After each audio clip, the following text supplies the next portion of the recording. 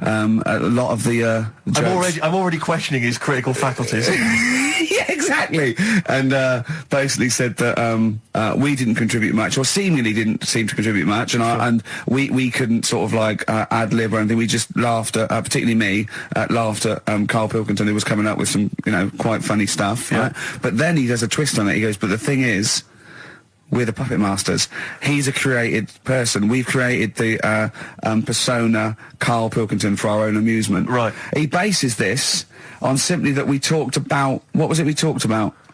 The Chinese not aging well, and right. He heard him talk about that on my DVD. But clearly I say, Karl, remember when you were talking like that? It's a news, or remember in the week, and so he thinks it's all scripted now. Imagine if this show was scripted. I'd be ashamed. Yeah. If this show was scripted, I would send back the BAFTAs for the actual shows we've written, and I would say... I'm not having a go at Chris Campling. He's nice about our other work. He likes The Office, and he likes my stand-up and everything, and he likes the show, but he's saying... Because we're not spontaneous, we scripted this and invented Karl. So he's like, we've invented another Gareth. If we had created Karl, I would not have squandered a character that good on this poxy radio station. Absolutely. Also, does he know that we spend about 3 months on half an hour script? So how long does 2 hours of drivel? But the main thing is, as if this could be scripted, it's dreadful. It's shocking. Or maybe this is scripted. Hang on, you've lost me there. Let me just check the script. Maybe Chris Campling does not exist. Maybe I've made him up. I don't know what to believe. See, the name doesn't wash with me. What was his name? Chris Campling. Sounds odd. That's something that I made up, isn't it? Campling's almost like a joke. It's almost like a gay name, isn't it? Oh, he's a Campling. So I think this is scripted. Yeah. I think I've probably made this whole link up, and Karl is a creation. Campling, that's not a real name. No. I made it up. I should have come up with something better. Yeah. Sorry. Forever Lost, the magic numbers, and the magic number is 104.9. Oh. XFM. I'm Ricky Gervais, with me, Steve Merchant and Karl Pilkington. Right, 2 more shows. 2 are off air for don't know how long. Is that 2 more including this one? Yeah, no. 2 more after yeah, no. It's this is 1, and then there's another one. Right, 2 more. And that's shows. the last one. There's 2 more shows. Yeah, including this one. Well, starting now. If I'd have said this at the end, it might have been ambiguous. But I've said it at the beginning. There's 2 hours. That's a whole show. Right. So there's 2 more shows. 2 more shows, including this one. Yes, well, obviously. So 1 more show. After it's only 1:05. After this show, 1 more. Yeah, one more. Yeah. Next week there's 1 more show. That means 2 altogether. Oh no, it's only 1 more show. Good night. Okay. Now, it better be a good one, Karl. Have we got Rockbusters? Yeah. To win those prizes? Check. Have we got Monkey News? Check. Is it a real Monkey News, or is it something that's slightly made up that you... What? Always is. Check. Okay. Knob News? Yeah, we've got a bit of knob news, yeah. I'm worried that knob news, because it's only about penises, is a little bit sexist. Have we got any fanny facts? Can we sort that out for next week? I don't want to alienate our female audience. Welcome to Minge London. Good, I'm glad that's that. Well, brilliant. We've got a song with a story? Yeah, doing that. What is it? I don't want to sort of tell you what it is yet, because the song isn't that great. Do you know what I mean? It's not a song that's like an XFM song, but every time I hear it on, say, like Magic or whatever, yeah, I have an argument. 105.4. Yeah, I have an argument with Suzanne that, what I think it's about, and she says, don't be stupid, it's not about that, and I'll say, no, it is. And so we're going to decide who's right. Yeah, well, I don't know what song you're talking about, and I don't know what the argument is, but Suzanne's right. Definitely. No doubt about it. Yeah, we'll have a listen, but I'm hoping that once people sort of listen to it again with my thoughts every time. Well, this song sums up what people should think of you. It's don't believe a word. All right? That's the sort of links I'm capable of. If that doesn't bag us as Sony, then nothing will. The reason you became King of the Universe, of course, is because of your fascinating French bread anecdote. Oh, yeah! Yeah, come on then. How did baguettes come about? If this is going to be someone cooked a loaf a bit wrong and said, I can still make a sandwich out of it, I'm going to hit you. No. Go on then. Right. Napoleon, when he was at war and that with Russia... 1812, yeah. Yeah, all his soldiers were like, not used to the cold weather and that. So they said, take some clothes in your bag with you because it's going to be nippy out there. So they put all the clothes in the bag. Sure. Did what they were told. It's Napoleon, for Christ's sake. No room for any food. You're joking. So couldn't they make some sort of like sandwich? No, it wouldn't fit because of all the clothes. You had to take extra gear. Sure. So, anyway, he said, I can see where this is going. I'll be honest. Is there a baguette-shaped gap left in their holdall? They thought, let's make some bread that you can fit down your trouser leg.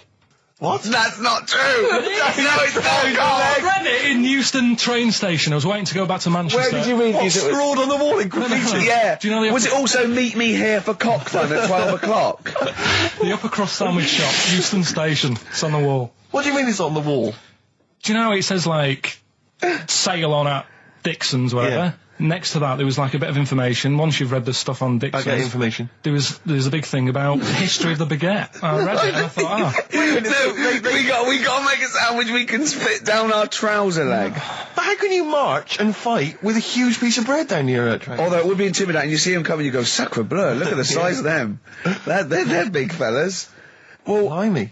I can't help but feel that could be a practical joke at your expense. yeah. do that. Well, the Earl of Do you ever Sandwich... question anything you read? If it's printed up, is that, like, fact for you then? Well, it's not funny. I mean, if they were trying to be funny, it's like... it's not, is it? So it's Have information. you heard us? Things sometimes want to be funny when they're not. That's exactly what happened with the sandwich. The Earl of Sandwich wanted something he could fit down his pants. And it was those triangle cut sandwiches wrapped in cling film were perfect. You might be right. You might be right. I am. Because the Cornish pasty, so they could drop it down the mine, isn't it?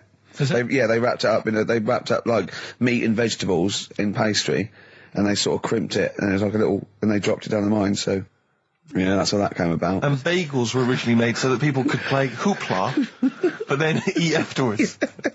I don't know if you're aware of that. That is true, Karl. Well, anyway, Call my bluff. Is that true? yeah, They're all true. They're all true. Yeah. Tell your kids that when you have them. Yeah. You know, if they're still alive in a million years. Well, it might be true. Can someone confirm that baguette fact that it was so Napoleon could stick it down Not him. his trousers? Not him, his soldiers. 104.9 XFM, Ricky Gervais, Steve Merchant, Karl Pilkington's pressing the buttons. Right. We're playing some great moments from the last 3 weeks. And some great records, Steve, from the last 2 weeks. That's true enough. Yeah. We're not actually here today. What are you up to today, Rick? It's 8 hours earlier, so this is about 2 o'clock probably. Mm-hmm. So it's about 6 o'clock in the morning. I'm still in bed, mate. I'm asleep in my hotel room. Now, where are you? We're in LA. Los Angeles. Yeah. City of Angels. Rick. Yeah. City of Angels. Yeah, and so that's what we do. We're doing stuff like that. That's why we're not here. We're not here next week either. So next week is the best of this week. All right, so here's the first bit. Class. Rock the Casbah. I love the fact you had at least 3 minutes to get that right. I know. Prepare and get that right. I know, but my mouth was full of Maryland cookies. Yeah. You know, last week, this would blow your mind. He came in, do you know what he'd bought? For himself, about 10 penguins. Who buys penguins still? I know. All wagon wheels. Oh, I've never liked wagon wheels. You've not been a fan? No, but I was sorry about that. It's The Clash and Rock the Casbah. Talking about records, have I told you that time my brother-in-law, he was moving out of his place, and I think moving in with my sister, and I was about like, I don't know, 13, and so he was about, 30, and I moved in, and he brought round all, his records when he was storage to leave them at our house, right? And he had all these old sort of records, 50s and 60s records, no, I was right, and they put them upstairs, and I was looking through them, and it's just all like Elvis stuff and Beatles stuff, and there was a mate of mine who loved Elvis, okay, and he had loads of chemicals. Yeah, he had loads of chemicals, and I was into chemistry, and he said, let's swap me some chemicals for them. So I sort of nicked about 5 Elvis singles, and I got all these chemicals, and then the guilt just hit me. I just thought, well, he's going to notice that. And one night, I just came downstairs and I confessed to my mum. And she went, all right, well, I won't tell him, but you've got to be good. And it's sort of like I was just really, really good for a year. And then I remember when I was about 18, my brother was talking about it. And he said, did you ever play those records I left for you? Brilliant. He told my mum, he said, these are for Ricky. She just didn't tell me. She was sharp, wasn't she? She used opportunism there. Oh, that's genius. And that was it. That's why I was good. But you've never stolen anything since, have you? No, I don't. Except that spate of shoplifting after that to teach your mum a lesson. yeah. Well, I went round and arson. No, I did. I just couldn't believe it. It was a great terrible. trip. But what's the name? It was It's the attention span that I like. Oh. these people who they've got like this autism thing going on. Yeah. And they sort of take in a lot of information. They get sort of they get so into it that they know everything about that subject and what have you, right? And there was this lad who he knew everything, right, about EastEnders. Right. He sort of the cameraman was saying to him, so you know why EastEnders and that. And he said, I don't know, I just like it. And he said, I remember when I first watched it was a Thursday, it was 5 to 8, Pauline Fowler walked in, she had a pink jumper on, she said, all right, love. And he remembers everything from that moment on. Yeah. Right, and everything, which is great, but then the way the programme was making out, it was almost like they were saying it's a disability. Right. When in a way, it's more like a superpower. Sure. Like Rain Man. But if you can take It's Rain Man. No, I'm he not. has special autistic powers. Oh God! We must send for Rain Man. I don't know what to do. So I don't know what to do. So he would be a But great there's contestant other on Mastermind. things. So of autistic Sorry. Mastermind, he'd be Well, what I'm dynamite. saying is, don't be watching EastEnders though. Sort of, why didn't they give him an encyclopedia and say, get into that? Sure. That'll be useful. Yeah. Keep him away from EastEnders. Wasting his time there. But I don't think it is a disability. No. Yeah, I always- there are other things, and they're not. It's also autism is a matter of degrees. From what I know, and I'm sorry to have to do this, but I feel that I have to at least be the voice of reason, as ill-educated as I am on the subject. But I think there's degrees of autism. I think some are higher performance than others. There's other issues with it. It's not they're just got good memories. They don't go around doing tricks for people because they can remember stuff. There are other issues with it. Do you know what I mean? Right, well, I mean, they seemed a bit... But you watched the programme. What did you learn? That he knows when Pauline Fowler came in. Yeah, I mean, there was other bits where they couldn't control their emotions and stuff. Oh, that other little bit, yeah. But the main bit of it was he can soak up information and stuff, and I'm just saying it didn't seem really bad. Do you know what I mean? There's disabilities where people say that's a bad disability. It's like how people say about... This is I don't brilliant. know. This is just like this is amazing to be in a room with this man. It's incredible. You just wind him up and listen to what comes out. And I'm going to sit back now. I'm not going to defend you or explain anything. Just go on and tell me about the other disabilities that are worse. What I mean is how people can sometimes easily get mixed up.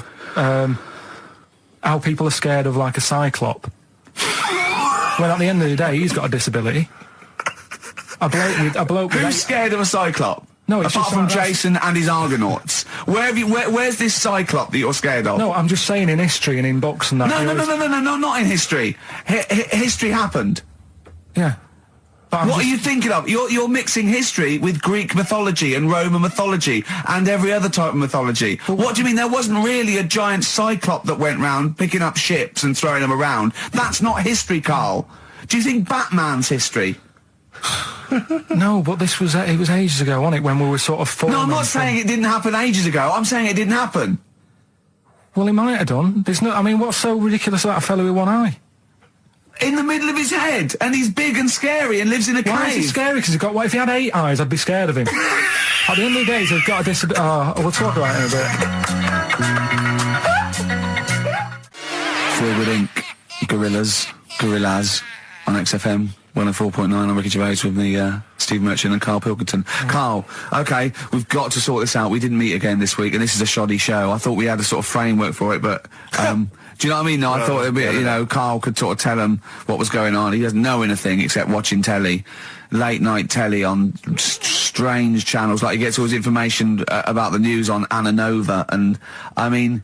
I even tried to help because Monkey News last week was awful. It wasn't Monkey News. It wasn't Monkey News. It was. I can't remember it. I've been away on holiday. Brilliant. Yeah, and the Monkey News stops. I phoned him up. There was a front cover of the. I think it was the Telegraph one day this week, and it was an ironic story. It was a fluff piece, but it was a funny story. It was about a monkey in a zoo that had a ruck with its father because it's adolescent. It was like the equivalent of like 16 to 18, and it had a fight with its father, and it escaped. It ran away, and it was like, an interesting story. Yeah. I phoned Karl up and said, "This is Monkey News. A monkey has escaped from its cage after an argument with its father." And he said, "What was the argument about?"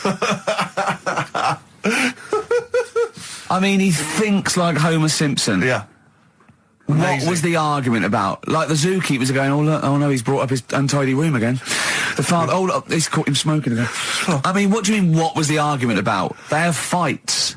They have fights and then it ran away. His dad wanted him to go to college, but he just wants to quit and get a job. Yeah, and he fancied a monkey in the other cage. And the father was saying, she's not good enough for you. No. Oh. So what we've got was some it monkey about? news today? Yeah, I got a little bit of monkey news. You got a little bit of monkey news, right? You've redeemed yourself then this week. We've got some stuff there and that. What else has been going on? You were, what are we going to talk about now? Sort of head's gone now. Your head's got gone. monkey news. Yeah. And, why is your brain? Why is it? It seems like since we've come back on air, you have become dimmer. I mean, it is extraordinary. It's like BSC has kicked in. Or and did you we really just forget? We just forgot. Maybe it's been a long time. We've forgotten just how stupid he is. Yeah. It's proper. Do you mean it's the silences? You know, he forgets we're on the radio. There's just I know, dead air. it's unbelievable, and it's our name on this. They put up but as I said before, you know, he is no offence, he's not a bright lad or educated or anything like that. Yeah, but some things he says does border on the retarded. I've been trying to take in too much information though. That's the problem recently. Well, I said to you last week, I've been like reading more books and what have you, and trying to take in too much. But the problem is, like even watching telly and that now, Suzanne said to me, you know, stop doing that. Stop watching telly late at night and going to bed, because it's making your brain too active. And I'm sort of... Heaven forbid. And, you know, I'm trying to get to sleep and I can't. And then when I wake up, she had a go at me the other day, right? Because it was the night after watching The Fat Baby, right? Woke up in the morning and she had a go at me because as soon as I woke up, I said it was something like, how can you freeze time?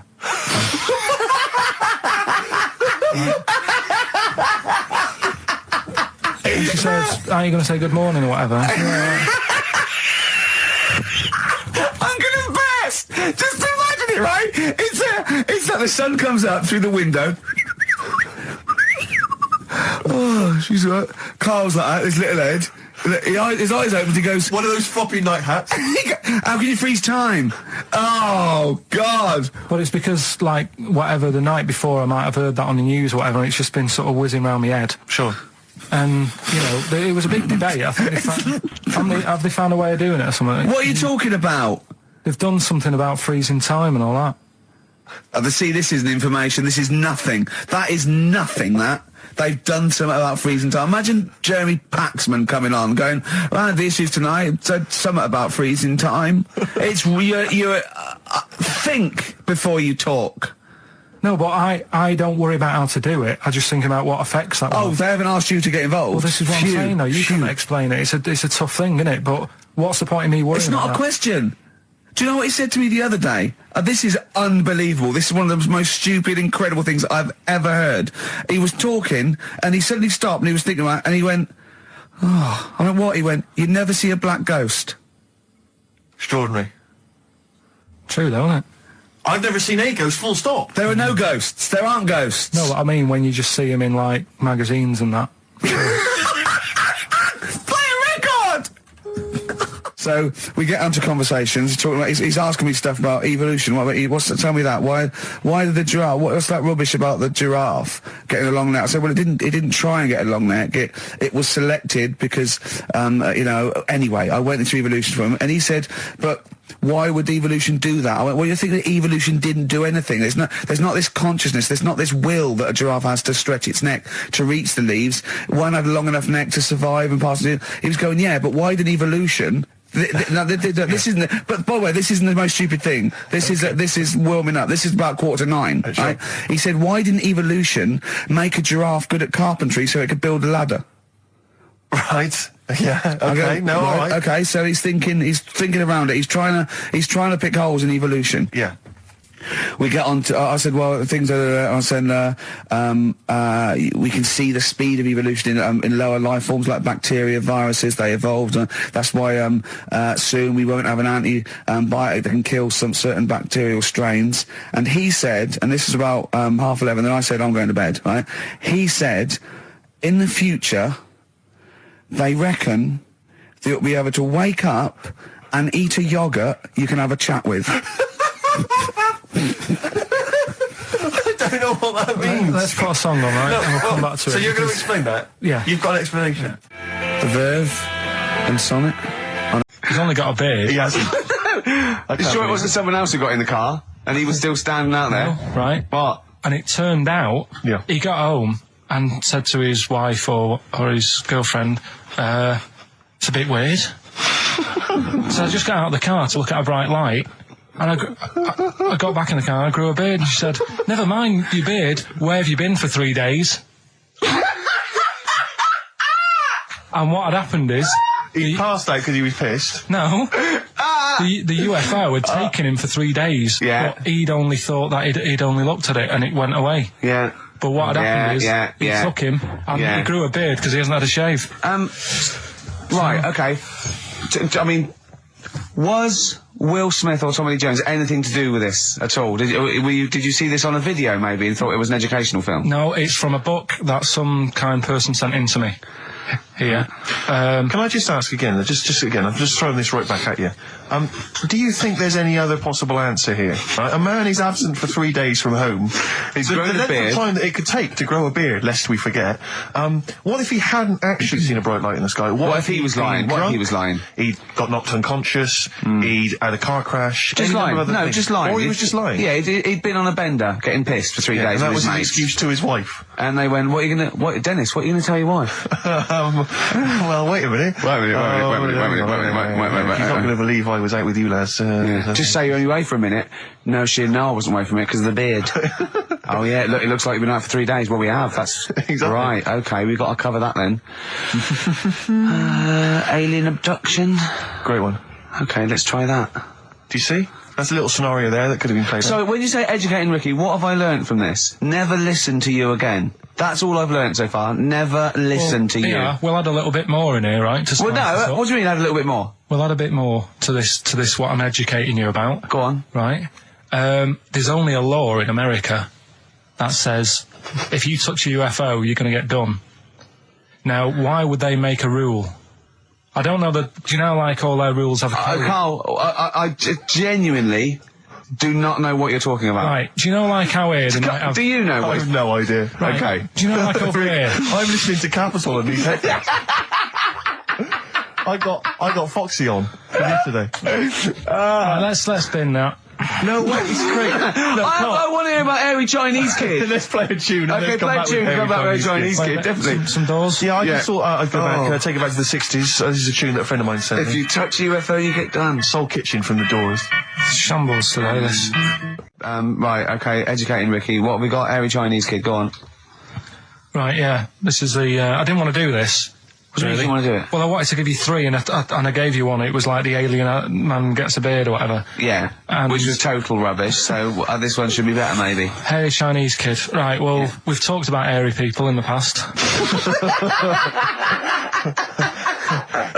True enough. Haven't we? Yeah. You know, the little kids who grew up in woods and hung around with wolves and that. Yeah, again, you're confusing it. Yeah, they're not, there were some people that were born very hirsute. They were not the people who were brought up with wolves. Yeah. You just put that together in your Homer Simpson type mind. Right, well, this is like a sort of close to that sort of story. Yeah. But the weird thing is, right, Chinese people aren't that hairy as a nation. No, seriously, that's a well-known fact. They don't have that much body hair and stuff. Okay. So this little kid who was born over there, he was like covered in stuff. Was he? And it was only his nose that wasn't hairy. The rest of his body was caked in hair, right? And his hair sort of What grew. sort of hair was it? Was Thick hair. No, what I mean is, was it sort of like a pony's mane, so he just looked like an Ewok? You know what I mean? Just like hanging down sort of straight, dark hair. In the picture, it looked like it grows from his eyebrow. It grows from his eyebrows quite thick, and then it just goes all the way over You his don't head. think it was just really long eyebrows that he'd done a comb over? No, it was all over his body. It had a picture of like his back and that. Yeah. And Had he styled it? Had he styled it at all? Did he have it a quiff or? no, it was just hanging everywhere. all over him. Yeah. And they were like, you know, this is a bit weird, happening in China, where we're not normally that hairy. That That was the scientist speaking there. Yeah. And the local press and that were getting him down, calling him monkey boy and all this. Oh, And thinking Chinese press. but the doctor, Yeah. Oh. They're cruel, aren't they? It's like those game shows. That's Japanese, isn't it? Yeah. That's what, yeah. and the doctor said, So was Karl talking through all that time while we were just like talking to each other then? Because I turned round and I still saw he was talking. So anyway, the local press came there to see the hairy boy, the monkey yeah, boy. and they were like being tight, taking the mickey out of him, and the doctor said, Throwing him nuts. said he's only hairy. Said he's a healthy young kid.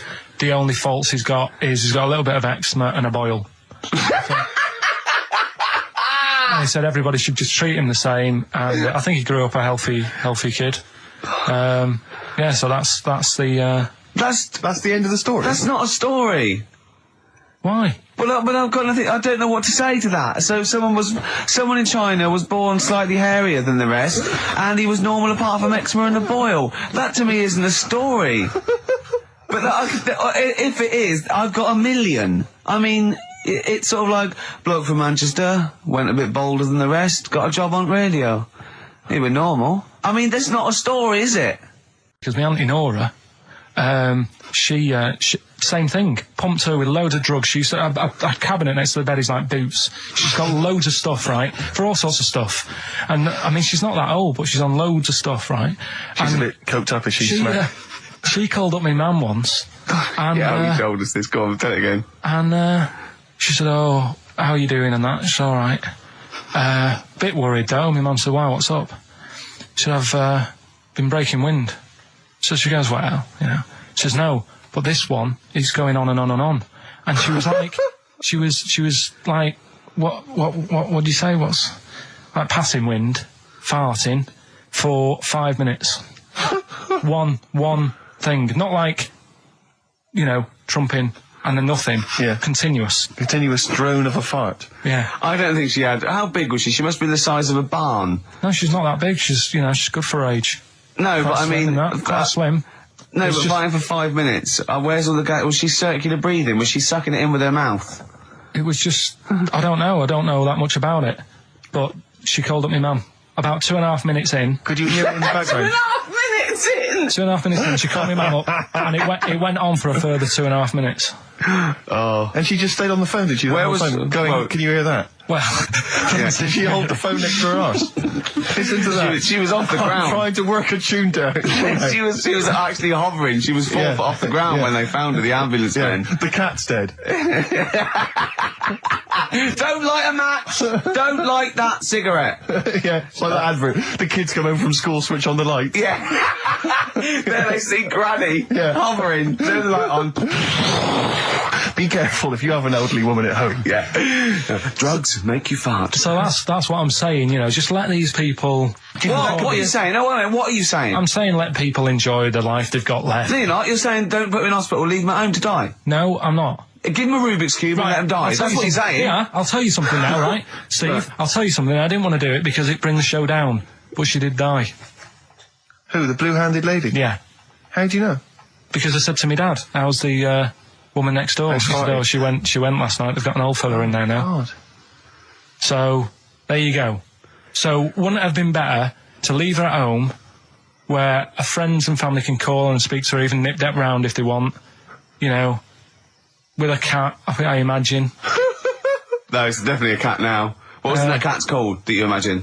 Probably, I'm seeing like a big ginger one, so I don't know, something like, I don't know, maybe ginger or whatever.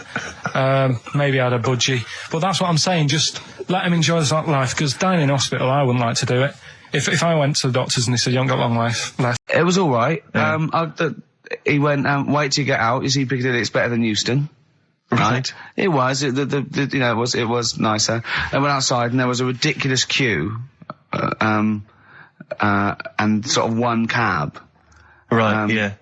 So, Horse-drawn. yeah. And so I walked, and it was okay. It was only down the road. It was a bit dark. It was wet and raining. Obviously, it's the north. I know, yeah. The hotel was very nice, but no minibar. I've never seen that before. I've travelled all over the world seeing them in a hotel without a minibar. No, so I don't know never what's heard going on then. I don't know what's going on there. And then I did this corporate gig in Old Trafford. Pitch was up. I don't know what they were doing, but, you know, very impressive. Big, impressive. I think they're the richest football club, aren't they, Karl? Yeah. You did a gig at where? Old Trafford. It was in a function room. Oh, there, well, I thought it was the stadium. No, I'm not that big yet. Yeah. No. But I mean, I can't really comment on Manchester. I do know that Liverpool was voted most important music city via poll. True enough. So, Karl, you're making noises while I'm talking. Yeah, but you do this all the time trying to wind me up. And I'm not saying Manchester's the best place in the world, but what I'm saying is there's bits of it that I really miss. Yeah. Like last Sunday, right? When I'd met up with Ricky, we had spaghetti bolognese, which was all right. And then I said to her, I need some soil. Damn, I wish you'd invited me. It sounds amazing. So I need some soil. What do you think? You need some what? Soil? Soil, yeah. I need to repot a plant, right? Yeah. So you need to repot a plant? Yeah. Fair enough. So I'm like, where you can't see these shops in London. Do you know what I mean? There's nothing around. I took him straight to one in my street. Yeah, but near your street, and that's probably the only one in London. Well, you say that, Karl. No, it does annoy me. Round my way, it's like, you know... You can't move for soil shops. There's earth. You can just pick up handfuls walking down the street. Yeah, incredible. People just lean over into someone's front garden. No, you can take the plants as well. No, but what I'm saying is, Manchester, there's loads of decent hardware shops. Yeah. Here, if you want a panini and a latte or whatever, you can't move from. But for soil, I had to go virtually how many miles away from me to carry that soil home and stuff. Yeah. It's not good. I mean, London's all right, but if cities were sort of... It's neglecting the peat market, really, well, there's barely any mulch available in central London. I'm sick and tired of not getting a good, decent compost of a Sunday. Indeed. So, I'm thinking of moving to the north, where there is loads of soil and gravel. Indeed. And animal shite. We were chatting about the innovations catalogue, and because I've just been flipping here through the TV magazine, which comes free with the Sun, and is there anything on the back? A plate or a figure? The white trash that must buy this rubbish. I mean, this one. I don't know how you describe that. There. Oh! Classy, isn't it? Oh, it's a porcelain doll of a young woman. Looks like Ginger Spice with her hair up in a blue dress. Yeah, it is strictly limited to 9,500. Oh, am I going to get one? Well, why did we waste time with the show? Shouldn't I have been calling? Well, look, it says... How much is it? Well... She can be yours for the special half-price offer of just £94.50. Is that all, really? You're not winding me up, are you, Steve? You're not winding me up, because if I look at it, it's 940, because I think it should be. I will go mental, because I would love that porcelain piece of shit for £100 on my shelf. Hang on a minute, Rick. Let me just read you some of the write-up. Who buys that? They think it's art. It's classy. Well, hang on, I think this blurb will change your mind. Go on then. Okay, well, I'm just... Okay. Her name is quite simply Dearest Rose. I'll have it. And she's portrayed here holding a beautiful... Well, I mean, of course it's going to be Dearest Rose, isn't it? Let me read it, it's not going to be... Her name is Bert. Dearest Rose is portrayed here holding a beautiful bouquet of roses given to her by her lover. She has gently plucked some of them and placed them in her chestnut hair. Oh, she is wearing a gown. Oh, that's filthy. She is as well. She's stuffing them on her head. All right, go on. She's wearing a gown of beautiful turquoise silk. Her skirt flows to the floor, and from beneath it, you can see her dainty shoe just peeping out, decorated with a tiny handmade rose. That is brilliant. 94 and it is beautiful, and you can pay £9.45 a month for 10 months. Yeah, and that can be yours. And I think you'll agree, it is just beautiful. I mean, the best one I've ever seen. There was one that was a doll. Right, like a realistic doll, a horrible, scary doll, and it was something like, £100, and it said, "Call your family and tell them it's a girl." And I just imagined this 45-year-old woman with bunches and rouge on her hair, still dressed in her ballerina outfit, going, "I've had a baby, mother." "You haven't?" "I have, it's a bloody baby." "Why do you hate me?" "It's a doll." "Why do you hate me?" I mean, I know. What sort of people are they preying on? Well, there was one. Just had a baby. Sorry? Call the doctor. Call the doctor. Don't call the doctor. I've had a bloody baby! Well, I remember seeing one which just was extraordinary. I mean, again, I'm thinking specifically of the people that buy it. It was about 3 foot tall. Yeah. It was, I think, again, made of porcelain or possibly plastic. It was a baby. It was like a kind of 1-year-old baby. Like, that was the design. Wearing a Harley Davidson biker outfit. The leather cap, the jacket, the nappy. Rather like Marlon Brando did in the Wild Bunch. Unbelievable. Oh, dear. I mean, the scum. I saw recently, I was flipping through one, it was wedding rings. There was a selection of exclusive wedding rings. Imagine getting down on one knee and giving your beloved a themed Lord of the Ring wedding ring. Oh, that is brilliant. Will you be my wife? Better still, my troll. Oh, dear. The scum that must be that they're preying on, like you say. I mean, unbelievable. It's those sort of houses that I remember going into as a child sometimes when you met a friend from school and you'd go into their house and it was like a shrine. I remember some people kept the polythene on their 3-piece suite. Yeah. There was some when you weren't allowed in the front room. Like, we couldn't go in the front room. And it's sort of, you look around and there's all these dolls and that, and it's just like, oh, God, scary. What in God's name happens in this house after dark? Sorry. Well, we can't get hold of Karl, right? We looked, it's got his old number out there. His home number? Yeah, it's a hold on. Right. So we went to the new records. He hasn't even given him this new home number. So something's funny going on. He doesn't want to be contacted. He hasn't given me his home number. I've tracked down a friend who's looking at it for us. That phone might ring any moment. I apologise for that. But why is Karl not available? It's interesting that neither you or I like to think of ourselves as being fairly close friends of Karl. Yeah. We have made him the man he is today. We cannot get in touch with him. In the same way that bloke bought Oliver. Sure. I think that Karl is now ours. Yeah, exactly. Well, exactly. I think very much that's true, yeah. Yeah. Karl is very much like a humanity. If we look, we're going to lose contact with him and find him 5 years in a circus in Manchester. Exactly, they're doing experiments on him. Yeah. We can't figure him out. Yeah. Well, there's something wrong with his He looks chromosome. like a human, but... He acts like because usually humans stand upright. Yeah. And Karl likes to walk on all fours whenever he can. Yeah. He's not interested in other human women, he's only interested in apes. Yeah. It doesn't make sense. Oh, my God. And he's bald. He is bald. Oh, look, there's as much evidence for Karl being a humanzee as Oliver. Yeah. I think there's more. And, well, Karl barely walks upright. I know. Scared of fire. Yeah, I know. It is interesting, isn't it? Oliver was built, wasn't he? Yeah. I don't know. Why were you looking, Rick? I'm interested that you I couldn't. What your eyes were kind of uncontrollably drawn Steve, towards. they were just there. No, I didn't say anything. I was just looking at his face. No, sorry, Rick, but if there's something you want to get off your chest. Yeah, and that was the human part of it then, was it? Being built like that, because that's humans, but... Yeah. Although Karl's is very tiny and hidden behind. And I've noticed something else as well. He's got a big red arse. That's true. Hasn't he? Yeah. Yeah, it's all beginning to slot into place. And I've seen him climb up a cabinet and eat a banana as well. Just over lunchtime. And peel it with his toes. It's all coming together. Yeah. Right, we're going to track him down because he's malingering. He's definitely malingering. Yeah. I'll tell you what, he's at home now in the garden swinging on his tyre. He's not ill. I think more truthfully, someone said to me that I said Karl might be ill. They said, right, are you not going to do the radio show then? Well, that's what annoys me. I mean, that's the biggest problem is that, let's be honest, we haven't got anything without Karl. All we've got is the hook. People are staying listening because eventually they think we might get through to him at home. Yeah. And there'll be fun on this show to be had. If we don't get in touch with Karl, I think we may as well just shoot off and leave Claire to do the show. Rockbusters. Oh, brilliant. Is there a jingle for Rockbusters? I don't think there's ever been one, is there? No. Could you come up with one quickly? Oh, Rockbusters. Brilliant. All right. Well, the prizes this week, there's not many. I have to say, Karl's not sourced many, but what he's got are actually good quality. Well, I'm trying to instill in him that it's, quality, not quantity. Absolutely. As opposed to, 15 copies of, Fools and Horses Christmas Special with a giveaway 3-wheeler car and Primal Scream's greatest hits on 11 CDs. Yeah. Not Primal Scream, in Spiral Carpets. Oh, that was it, yeah. Spiral Carpets. Anyway, we've got this new Kiss FM hip-hop classics compilation, which has got some really good stuff on there.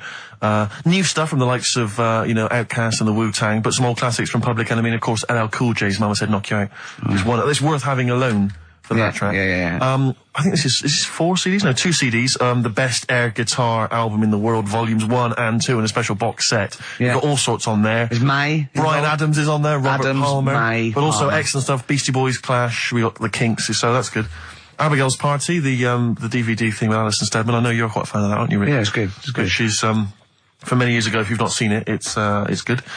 This Later with Jules Holland DVD, it's got live performances from PJ Harvey, the Cardigans, Rollins. But he is playing Boogie Woogie over their tracks. I would hope so. Okay, good. And also, is this the new albums from the Thrills? Yeah, Is it the album? Yeah. Yeah, so that's a little. Wow. Is that exclusive? It's not even out yet, is it? I know, not even out. Not even out. Wow, that's the sort of things that Karl can come up with if pushed. It's all about the game, though. It's all about the game. The prizes are just for fun. It's all about the playing the game. Let's see what Karl's come up with this week. This is his last chance. If I ever hear anything like New Odour again, that's the end. Okay. They did get it though, didn't they? So they're working out. They will do it. Just let's have the jingle again. All right. Oh, Rockbusters. Right. If you haven't heard it before, cryptic clues that make up a band and some initials to help you on your way as well. Right? So, well, you'd never get it without, but go on. First one. That fella likes sucking on iron. All right. That fella likes sucking on iron. Yeah. The initial M. Right. Okay. That fella likes sucking on iron. Right. That's the first one. Second one. The Jamaican fella spots a boat. Oh, God. Say that again. The Jamaican fella spots a boat. Spots a boat. Yeah. Right. The Jamaican fella spots a boat. Yeah, that's right, yeah. All right. Initial D. D. D. Okay. D. All right. And the last one, do you want a game of tug of war? Well, it's up to you. You own it. Right? Interesting. I've just got number 2. Right.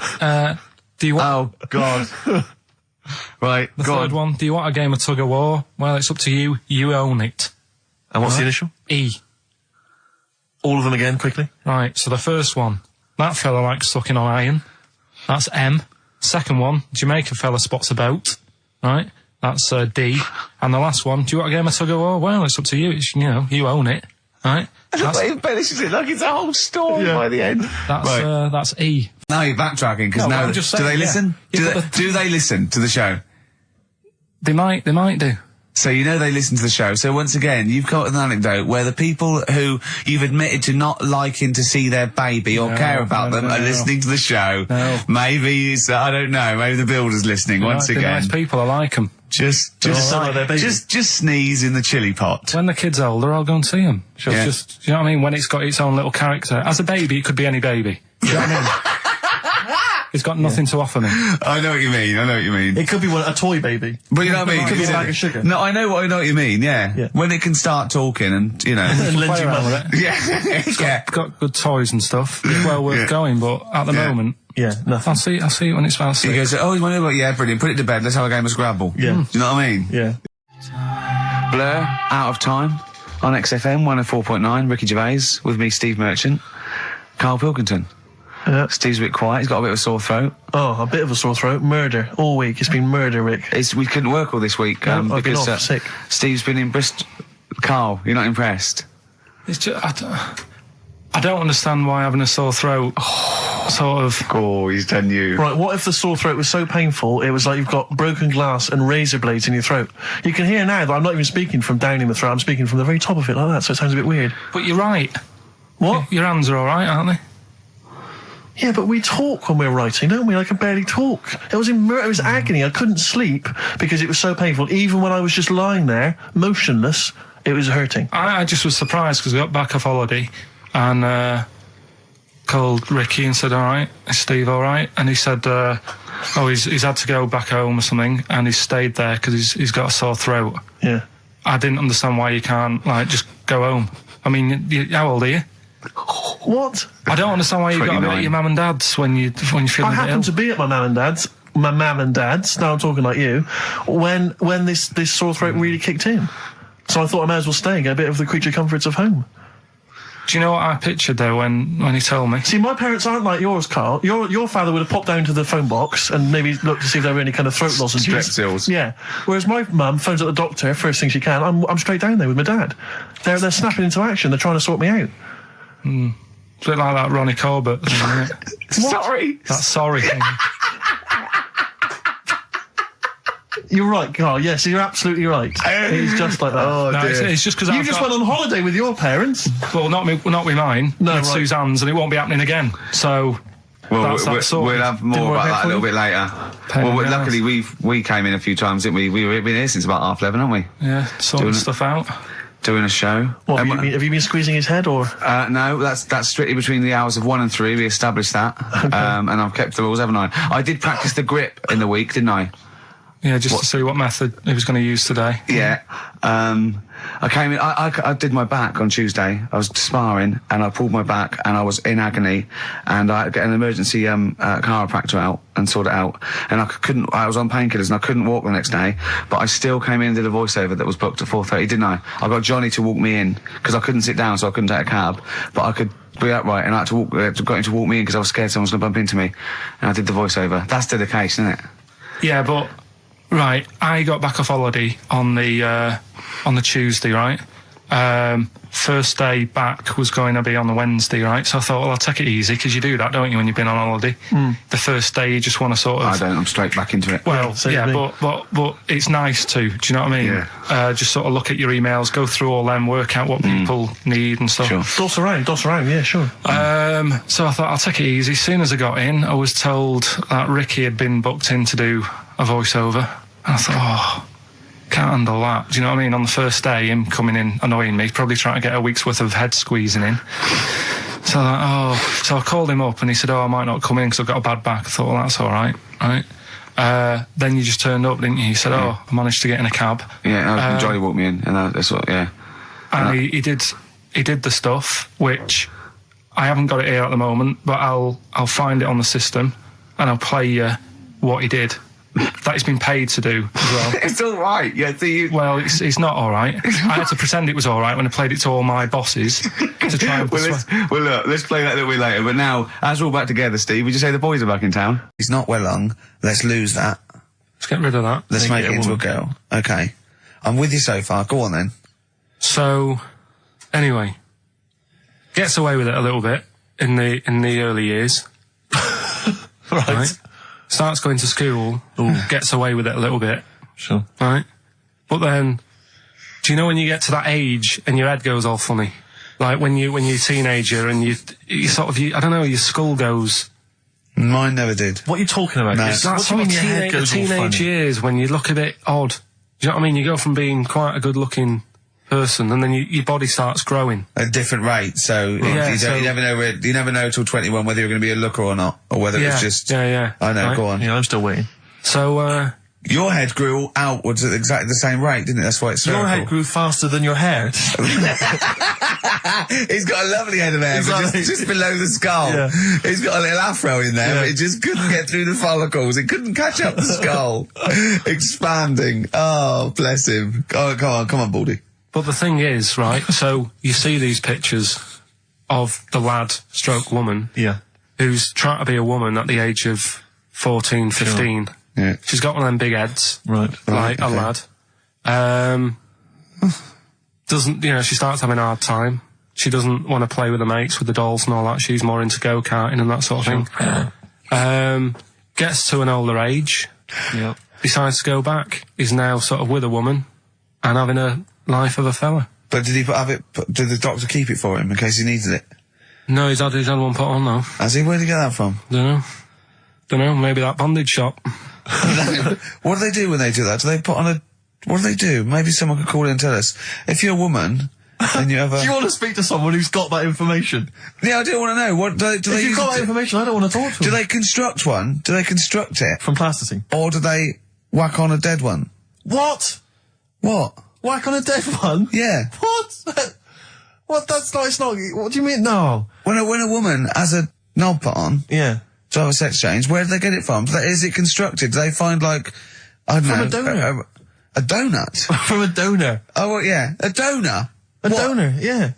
Yeah, but presumably it's like... Maybe there's someone who well, wants after to they're become- dead, I mean. No, I thought maybe Very there's- few people, it's not like giving someone a kidney and then sort of like celebrating maybe with if you're them. a guy and you want to become a woman, you've That's got one to true. spare. That's true. Yeah. Well, a swap. Yeah, just do a little swap, probably on the internet or something. Or Noel Edmonds. Well, What do you mean? On Swap Shop. He's not a man. No, but you could go, we got a fella here who, got a lovely, nearly new, unused penis. Keith Chegwin out in kind of Bognor Regis. Wants a couple of tits and a fanny for that, so, call in. It reminds me of the, do you remember the John Wayne Bobbitt story? Which it's always seemed odd to me. I never really kind of got all the information. Do you remember that one, Carl, where the woman cut off her husband's penis because when he was sleeping? I think he was sleeping, and she drove off. I think he woke up quite quickly. That's so much better than the alarm clock. Yeah. And she threw it off. She threw it out of the window. Car into the woods, and he went and found it. Yeah. But imagine if he'd got to the hospital and they'd sewn it back on, he'd gone, that's bigger than I remember. I'm not sure this is mine. How many of you cut us where we dump all the knobs? We dump all the knobs out there. Yeah. That was an extraordinary story. And then, bizarrely, he became a porn star. Yeah. Yeah. Very strange life that man's had. Well, it is a bit of a shock to the system, isn't it? Oh, cutting your knob off. I know. Do you remember that French bloke, the performance artist of about 1910? Do you remember him? No. He, as a performance art, in a theatre, he cut his knob off to a crowd of people. Now, what? That's only a one-night trick, though, isn't it? Exactly. Yeah. But what if there had been a bang outside? They went encore. He went, oh! Yeah, or they looked outside because a car backfired. He went, did you see that? I go, what? I go, just cut my... Did you? Yeah. Think of that. Sacre bleu. I know. French are funny, aren't they? Cutting your knob off for your art. Weird, isn't it? Longview. Further on XFM 104.9. As we're having so much fun with penises, I thought perhaps I should just mention... That's a slogan. We should just mention this story, briefly. It's in the paper today. A Russian is selling what he claims is Hitler's mummified penis for £12,000. Yeah. Ivan Zadurprov says his ex-Red Army soldier dad hacked it off as a souvenir after storming the tyrant's Berlin bunker after his suicide in 1945. Yeah. Why did he wait till now? He's found out that that might get a bit of £12,000. Which doesn't seem a great deal. Doesn't seem a great deal of money, really. Well, it's useless, isn't it? True. You're not going to be able to use it. It's not going to be able to. It's not going to be a donor. Imagine that if you walked round. You'll never making love to a girl. You'll never believe who this is. Yeah. You never believe who's doing you, love. Exactly. This is going to freak you out. This is, just relax. Exactly. Okay, sit down now. Was that all right? A little surprise for you. It was brilliant, yeah? So you enjoyed it? Yeah. Right. Are you a fan of the Third Reich? Exactly. Well, no, awful racist. Okay, let's go a different tack. You did like the sex. I love the sex. Okay, then. Yeah, it's not going to be Hitler's knob, is it? But, I like the idea that, I mean, you're in the Red Army. Yeah. You've just stormed Berlin. Yeah. 1945. You crash into the bunker. You've gone through terrible. How you've lost 20 million comrades. Unbelievable. Oppression everywhere. It's been going on for years. You're in there, you see the man. Here he is, he's dead. He's dead, the figurehead and leader of one of the most despicable, You turn to your friends, there's a tear in your eye. Yeah. And your immediate thought is, I ought to chop off his todger. Yeah. Well, no, I said Bagsy. I said Bagsy is Winkle. I said Bagsy is Winkle outside. Whoever it was. Yeah, I didn't know it was going to be Hitler. Brilliant. It's just, I can't, it just doesn't make sense. It's ludicrous. And I don't know how is he expecting to prove this? Because I want some proof. Well, I think that's why he said that. He probably started off with, I've got Hitler's face. And they went, brilliant. Oh, let's have a look at it. What do you mean let's have a look? Well, just check Hitler's face. Obviously I know what he looks like. Oh, yeah. No, it's not. You know what no, it's not his face. What wouldn't you know what it looked like? Well, I mean, no one's ever seen his genitals. That's what I've got. Yeah. I've got his. It's got a little swastika on it. Is that proof, is it? Yeah. Have you got his ball? Well, no, the Albert Hall's got one, his mother's got the other, so I don't know. See, the Albert Hall, I would have thought, would probably be paying that £12,000, because apparently they've already got his ball. Yeah, they got one of his balls. They got one of his balls in the Albert Hall, his mother's got the other. Yeah. But if they got the Todger as well... If they can track down the one his mother's got, they would have a complete set of Hitler's... I'm just hoping it doesn't fall into the hands of some kind of crazed genetic scientist. What, I could clone it from his knob? Could clone Hitler. Back to, I don't even want to think about the future if that's the sort of way we're going. Exactly. If that's the sort of way we're going, Carl, I'd rather not know about it. What do you make of it, Carl? Weird, isn't it? It is weird. I mean, I don't want to go on for this too long. We've probably got about a minute left for the first half hour, and I reckon should can this sort of... What, 30 minutes of genital talk? Just quickly, on a Saturday afternoon? There's one in a museum, I think it's like that London Museum. What? One what? Well, do you know like how people are buying weird stuff and that to put in museums? Yeah. there's this device that, I mean, think about it, years and years ago they used to torture people, didn't they? Yeah. Really badly. And the device Yeah, that they've got... there's no real good torture, but go on, I see your point. Yeah, but this device, right, think about it, you've done something really bad years ago. Yeah. Right, and you're thinking, oh, what are they going to do? Do you know what I mean? Could do anything here, it could be the end for me.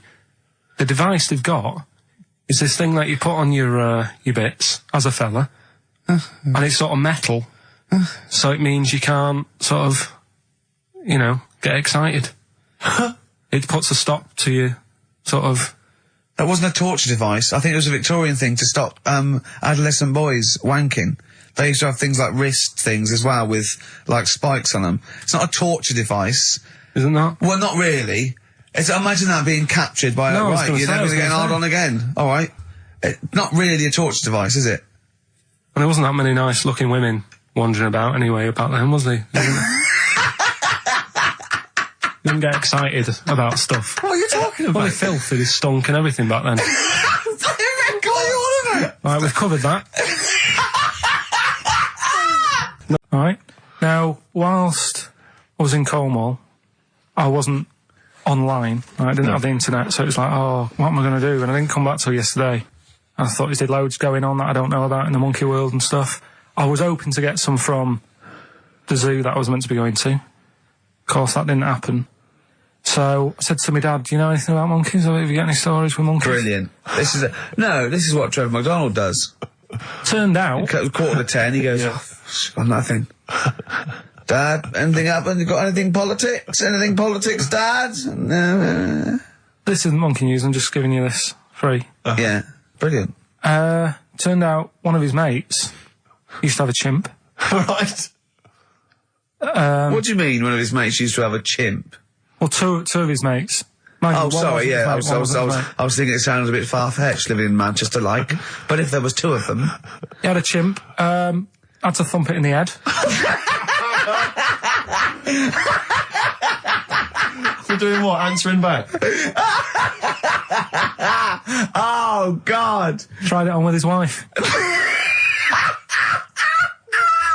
Had to thump it in the head for trying it on with his wife! I love it. It's a proper fist fight in a pub in Manchester. Oh. I'd call him up, but he's one of them who, like, swears all the time. Right. Oh. I mean, it'd be good to get him on and just... Let's interview him. Can we not interview him pre-record? We can bleep out the swear, and I'd love to hear his do story. a lot of work, that. Yeah, well, we're not scared of work, No, are I we, mean, Steve? I'll get myself if you can't be bothered. Yeah, Oh, you know, so... have a word, I'll sort it out. Yeah, try and sort that out next if we week. sort that out, yeah. Well, don't tell us the rest of the story then. Let's let him say in his own No, words. but there was another one as well. Some When you fella- say you can get him on, but he swears a lot, you mean the monkey? I'm assuming he's more coherent than your dad's mate. But there's him, and there's some other fella who he knows who had a funny name. I'll have to find out, because you'll love his name. But he was a drag artist. Yeah. And I think he said my dad went round one day, I don't know why, right? Went around there, knocked on the door, chimp answered. Carl, I don't know what you're doing, mate. I don't know where this place you live, next door there's an horse in the front room. There's chimps Mad, running mate. round. Mad. Anyway, Chimpanzee! Is that it? Is that the end of the story? There's a chimpanzee in the door and that's the end. You sure it wasn't the drag artist before he'd shaved?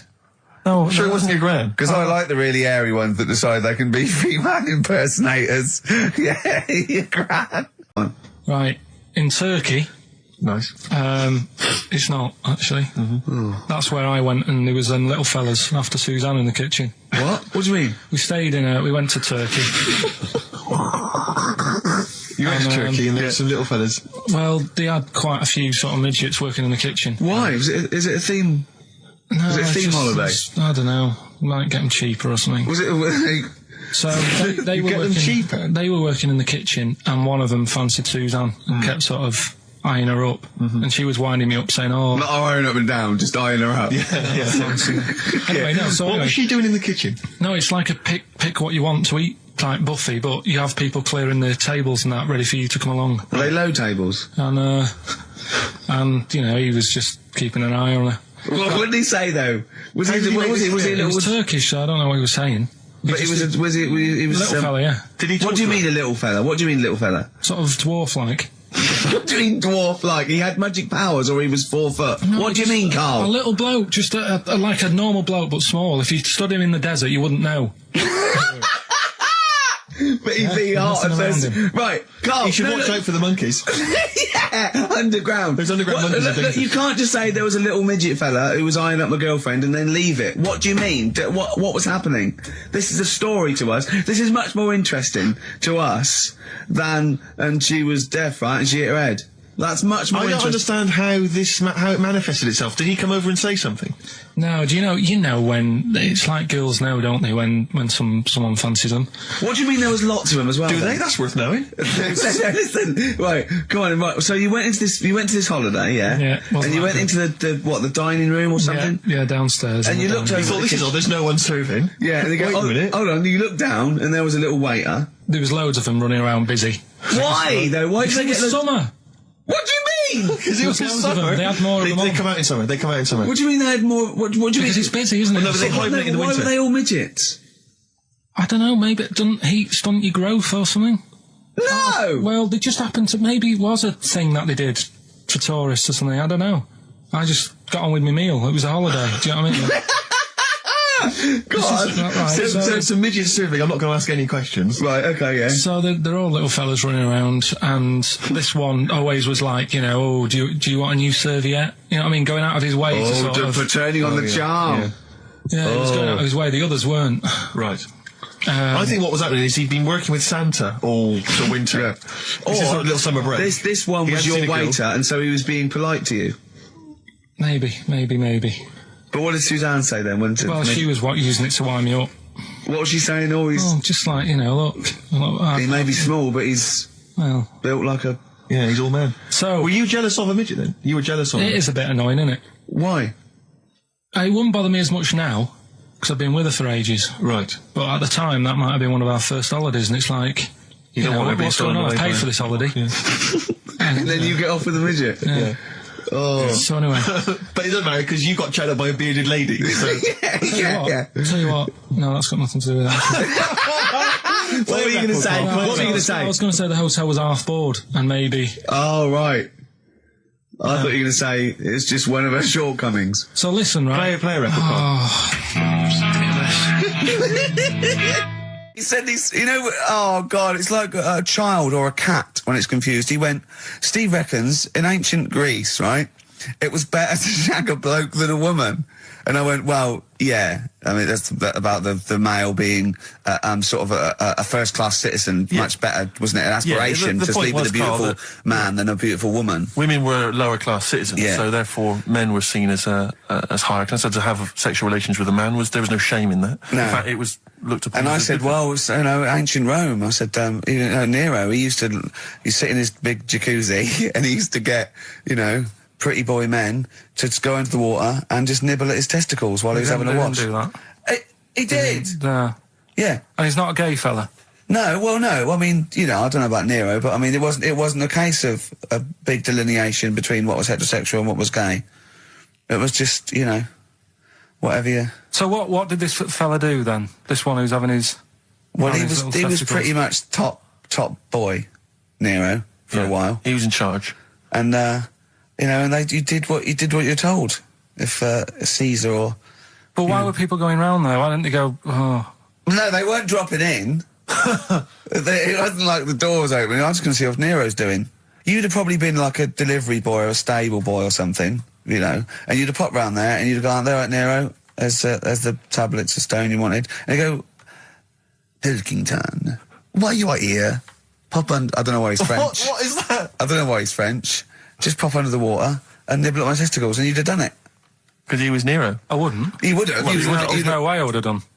Well, you would What have. have I done? I've dropped a pizza off. Yeah, you why put am I round to there? Nero's place with the pizza. Right. Right, I'd say I've done my job. Right? Yeah. That's not the sort of tip I wanted. No, he'd have said, get the little baldy chap to nibble at my testicles, and you'd have been under the water. I wouldn't have done it. No, Well, you no, would have put me head on the you'd wall have near done it. it, right. No, I wouldn't have done it. Can I just say this, Steve? Not only would you be nibbling at his testicles, you'd have been going mad. You'd have been noshing him just for extra. You'd have been doing everything he wanted. You'd have been going, he'd have gone, I didn't ask you to do that. You'd have been going mental. They'd have been chewing, slurping. Mount Everest? Go on. I need more. Right, well, there's a problem. Yeah. Because people are leaving rubbish up there and that. And, like, people, whoever owns it is saying, oh... Whoever owns it! He's saying, forget this. They're leaving a mess and all that. But do you know why it's called Mount Sorry, Everest? what was that? That's one, is it? That's one. There's rubbish on Mount Everest. No, How many people go up there? Are we talking about people dumping old tellies and washing machines? Who's fed up? The Yeti? What are you talking about? No, I mean, that isn't what I'm educating you. I'm just telling, this is part of the story. I'm just telling you. It's just a bit of context for you. Like, they're leaving loads of rubbish up there. Well, they're not leaving loads of rubbish up there, are they? No, they are. They're apparently... Not like right trams and washing machines and seagulls flying everywhere. I don't know. Anyway. I don't know. But anyway, do you know why it's called that? You know why it's called Mount Everest? Why it's called Mount Everest? I know the mount bit. It's because it's a large mount, and if you climb it, by the time you get to the top, you need to have a rest. And that isn't the educating bit. I'm just telling you. It's not true. Well, we'll leave that. Well, right? no, Karl, in the name of everything holy, do you think that anyone named it because you have to have a rest when you've climbed it? Well, we'll see. We'll see what people say on email. But Well, it's definitely not. But anyway, that's one thing that I kind of thought, that's interesting. I'll remember that. I'll teach Ricky that, so you've learnt that. Right, now, are you familiar with this thing that they can do if you're dead, right? No, not if you're dead. It's like if you're ill and you know you're going to die, right? I don't know what this is anymore. Extraordinary. Have a rest. Himalayas. Himalaya. What? Listen, this is an interesting fact. Come on. If you're ill but you know you're going to die. Yeah, you can have this thing done in Detroit where you get put in a fridge. Right. And if they work out, you know, what's wrong with you in 20 years' time, they go, right, that fella is in the fridge. He had that. We can sort it. Let's get him out. And they sort you out. Yeah. Is this the first time you've come across this idea? Yeah, I read it the other day. I didn't know You've about never it. heard of this before? It's called Cryogenically preserved. Good, isn't it? They put you at sort of like sub-zero temperatures, so stop all cellular activity. So do you stop aging at that point? Yeah, it's suspended animation. So, well, what's the law on it, right? Because say if I had something, right? Yeah. And I said, oh, put me in a fridge, and when you've got the cure and that, wheel me out, sort me out. Say if they did that, yeah, and it was like 40 years, yeah, and in 40 years' time they get a cure for me. yeah. Would I have to stay with Suzanne? Because she'd be 70. Do you mean what are the rules?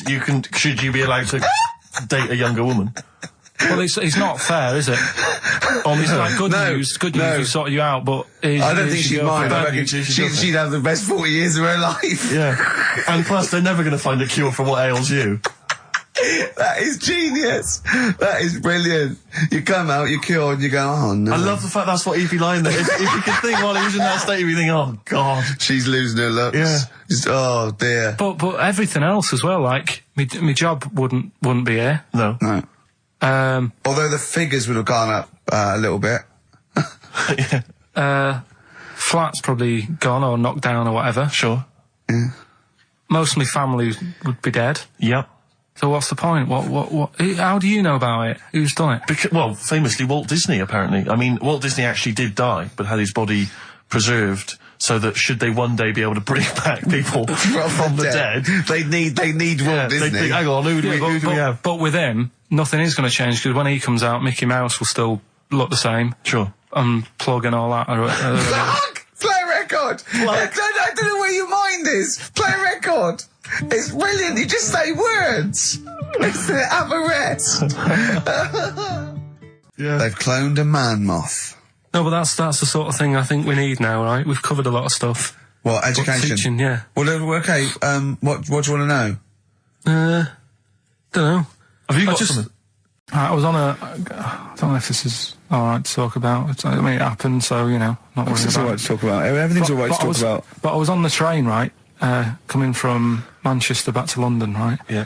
And got on it. It was like a Friday night, and it was heaving, you know, like the last train is and all that, and absolutely chocker. Right? Yeah. So I'm walking through the carriages, thinking, oh, is there any seats anyway? Anyway, everyone's like, it's heaving, right? It's people stood up in the doorways. You can't get in the toilet and all that. There's not going to be any chair knocking about. You know, so walking through, and anyway, I see this one empty chair sort of in front of me, right? I think, oh, why ain't anyone sat there, right? I'll just rush to that, get to that, I'll get myself a seat, plonk myself down, right, and sort of turn round, you know, see who I'm facing, you know, see who you're sort of having a chat with. Little fella there, right? Little, Down syndrome kid, Right. Sat there, and he goes, all right. And I thought, oh, right, not bad, but do you know what I mean? They're always talking, aren't they? You ask a lot of questions, right? So I was like, oh, here we go, 2.5 hours, and I couldn't get up because the thing is, that's obvious, Sure. right? So that's like mean. I'd never want to be mean. Do you know what I mean? No. At the end of the day. So anyway, so I think I know. I'll go to sleep. Clever. Right. So I shut my eyes, and he leaves me alone. All that. So then my phone goes, and I think, right, what do I do? Do I ignore it, or do I open my eyes and see what it is? Anyway, I open my eyes. It's Ricky calling about something, about nothing probably. Actually thinking about it, wasn't even worth answering. Right. So anyway, but I'm awake then, aren't I? So he's like, hello, and I'm like, all right, mate. And he says, you're muscly. Right. Oh God! And I said, yeah. And he goes, you know, why? So I said, no, just am. It's again stressing me out because I was thinking, why am I muscly? I don't go to the gym. And you know, I'm not muscly. I'm in good shape and that. Well, so then he wants an arm wrestle. On a crammed train from Manchester, so I've got another hour and a half of this.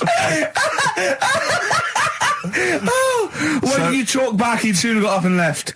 If you'd have started asking him questions, he'd have got up and left with the drivel you come out with. So anyway, do you know when you're under pressure, you're thinking, well, he's said that I'm muscly, right? So do I do it or not? What? And there's people watching, you know, not joining in, not sort of having a laugh and that with me, just like watching but pretending they're not. Oh, and I'm God. at one of those table seats, and he kept saying, come on, I'll arm wrestle. So, and he was getting loud, and I thought, I best just have an arm wrestle. What do you mean? What do you mean? I best just have an arm wrestle. Well, what do you mean? Get it over and done with. I had to. If he's going to keep asking, I had another hour and a half on the train. Oh God. So anyway. Oh my God. I'm thinking who won. Well, I'm thinking, were people putting bets on? How was it working? It was stopped, and just as well, really. What do you mean it was stopped? How violent was it getting?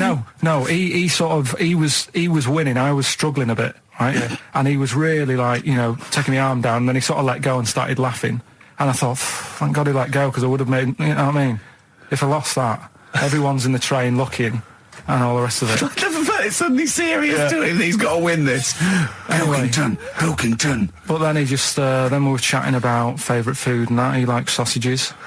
And I said, you know, he said, do you like sausages? I said, yeah, they're all right. I like a bit of Chinese and that as well. And he was saying, oh, I can't have Chinese. Not allowed Chinese. Why? Don't know. He just said, it's not allowed to have it. But yeah, I had a good long chat about stuff and that. But So you enjoyed it in the end? in the end, it was all right. Yeah, it's just. What do you expect? Okay. No, but it's that thing, isn't it? It's whenever you're faced with something different, Yeah. it's always awkward, isn't it? And that's the thing. You're talking about him now, are you? And I think I did all right because everyone else was ignoring him, but I Yeah. probably made his day pretty good. Yeah. We were a nice bloke. I like the idea that newlywed couple are probably thinking that's going to be a similar journey down to Cornwall. Well, it's a saying. Do you know cold shoulder? Giving someone the cold shoulder. Yeah. All right, if you have someone round at your house and you know you try to get rid of them and they're hanging around and stuff, and you're like, oh, I wish they'd go. I'm tired and that. Well, years ago. When? Literally years ago. Well, ages ago. Sort of. Olden times. I think it said medieval times. Yonks ago, then. Yonks ago. Yeah. Medieval, yeah. We're going back quite a bit on this. Well, one. you know when you find out these books, why don't you just pop down when it was? Just make a note. I don't think it says all the time. It just sort of says, you know, a few years back. Yeah. No, it doesn't. Well, Never. All right, I'll make an effort next week. Okay. Right? So, it's annoying that, because my girlfriend said to me, just make a note of the time, they'll stop having a go at you. Yeah. Yeah? And I kind of thought, it's all right. Didn't listen. I don't think it matters anyway in this one. We're looking at the saying, right? So it's giving someone a cold shoulder, right? And what it is, right, ages ago, there wasn't enough houses for people. Right. Because there wasn't much money being made. You know, there weren't big businesses. People weren't earning good money like they are now. So there wasn't as many houses, right? So what you ended up getting is like, the rich people having a nice place to live. Oh. And the poor people were like wandering about, looking for places to live and that. And what they ended up doing is they had like, people would go around to the mate's house and say, look, I haven't got anywhere to live. It's a bit cold. Can you let me stay? Right? So they'd go, all right, then you can stay a couple of days. But they ended up staying for like weeks. Yeah. Right? So to sort of get rid of them, what they'd end up doing, they'd be making the dinner, and they'd be making a lovely dinner, like a bit of meat, nice warm meat, and nice veg, gravy. And This happened every time, did it? This is where the saying came This from. is what happened, Rick. This is happened every time. It was in that vague book. The book of vague sayings and stuff. Right, so they'd be making a nice meal, but what they did, they looked after all the family. But the person who won't go home, they just give them some, like, sort of a cut-off of cold meat. Right. So they'd say, you're giving them the cold shoulder. Meaning... Right. Okay, that's rubbish. Okay. Absolute... Carl, why would that necessarily work? Yeah. Why do they always, in every situation when you want to get rid of a lodger, well, still feed him every day, but make the meat lukewarm. So they always leave then. Yeah. Oh, this food's lukewarm. I'm going to become homeless and they again, go, wandering the hold streets. on, are you giving me the cold shoulder? Yes. Do you want me to leave? Yes, just say leaving. No, I like to do it cryptically. That way, in years to come, someone will have a little saying about it. Well, yeah, that was our bacon in the morning. Yeah. If you've had enough of meat, we'll leave that. Well, Bacon in the morning! Oh, bacon in the morning if you've had enough of me! come back. What are the others? Just tease us again with the others. We'll come back to those. You've got, he's a bit of a nuisance, and we'll have a big fire tomorrow. Nice, looking forward to that. Right then, so we've got, we'll have a big fire tomorrow. Yeah, go on. Is that the one you want? Let's go for it. Right, I think this was like round the 1700s. Bluffing. And Just bluffing. Who was the king then? Don't know. Go on. But it's about the word bonfire, right? Bonfire. Yeah. Do you know where it comes from? No, go on. No.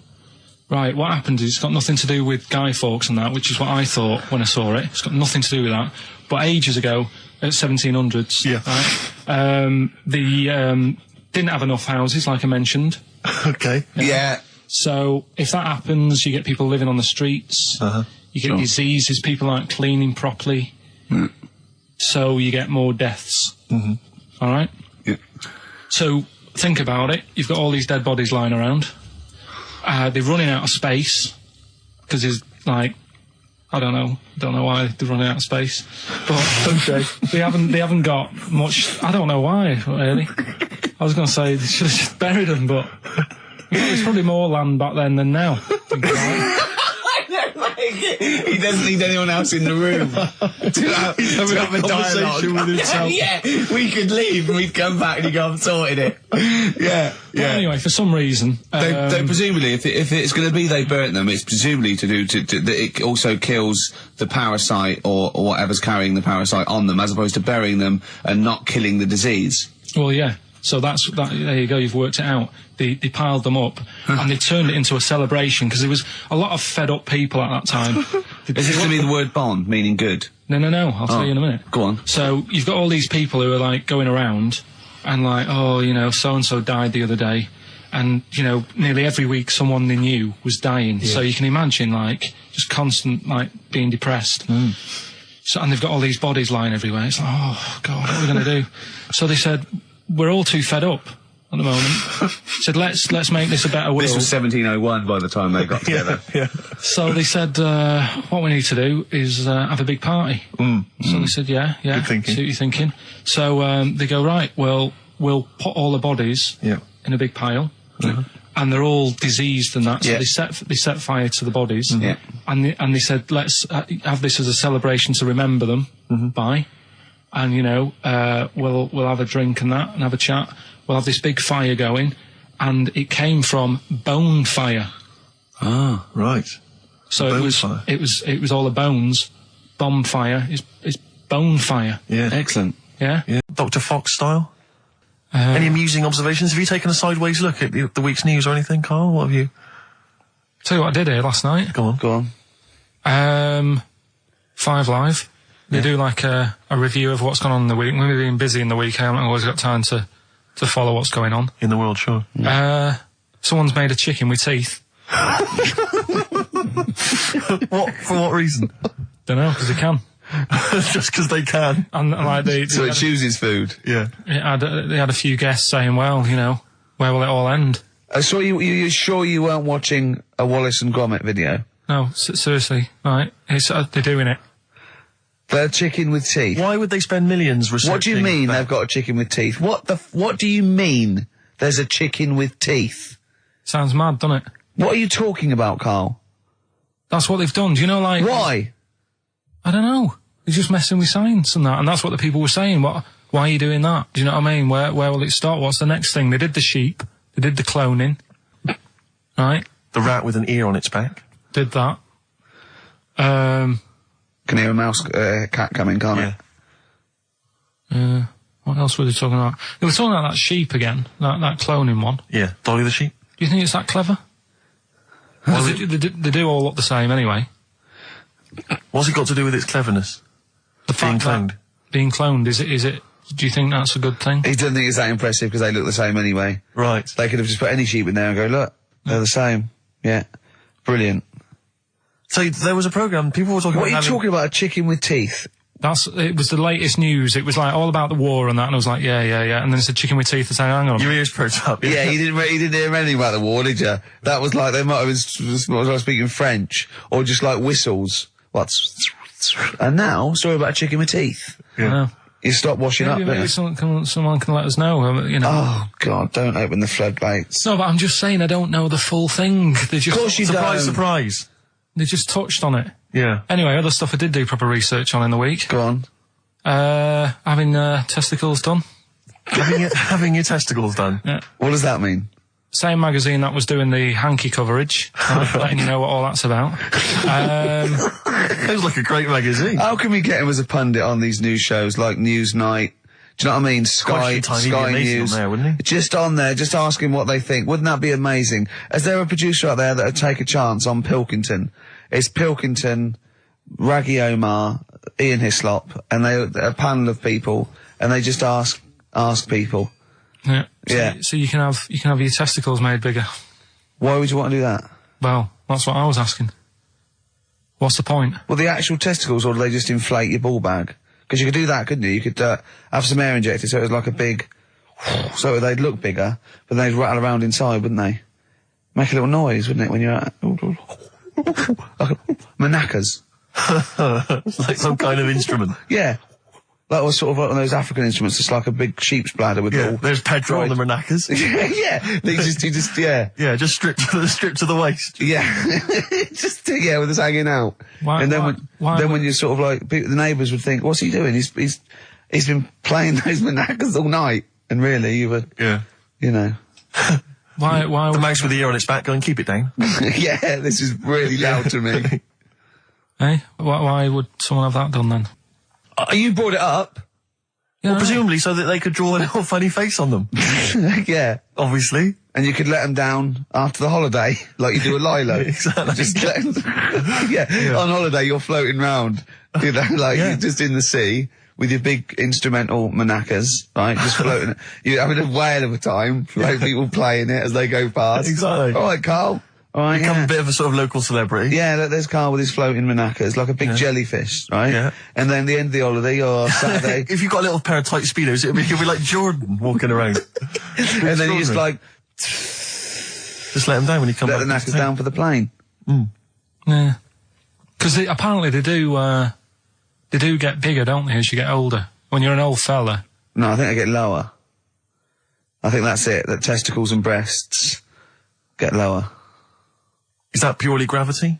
I think so. Yeah, probably stretching a bit, innit? So is it wear and tear? Is the old fellas who are walking about saying, "Oh, sick of these"? No, they don't tread on them.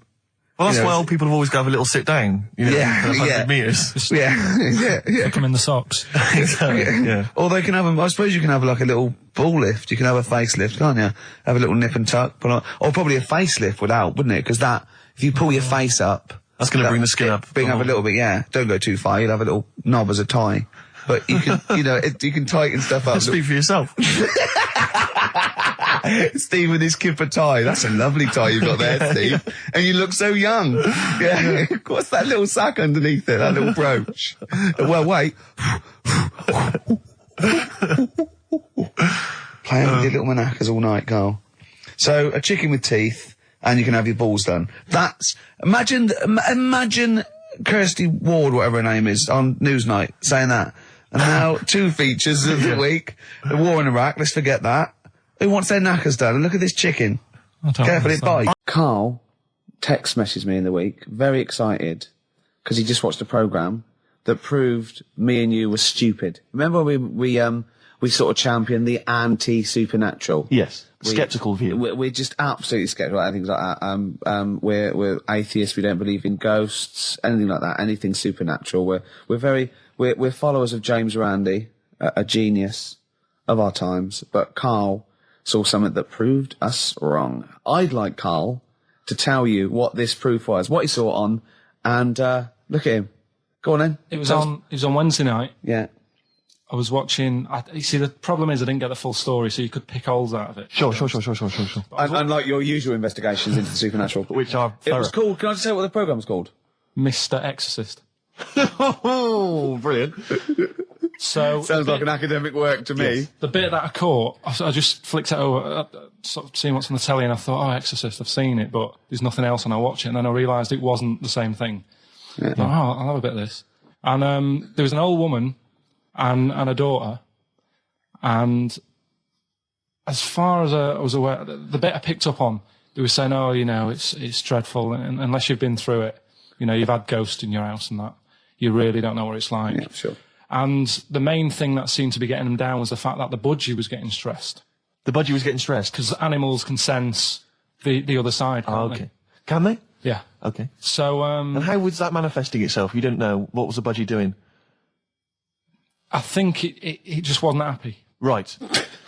Did it explain that to people, or how did it express that? Budgies are known for being chirpy, aren't they? I said it wasn't chirpy. It normally swings on its little perch and that. And Just depressed because it was possessed. It was just sat around in its pajamas. so No. Come on, Steve. Come on, Steve. You're making this a mockery. So the budgie was depressed because he could sense the ghost. yeah, and then this guy, this Mr. Exorcist came round. Was that his name?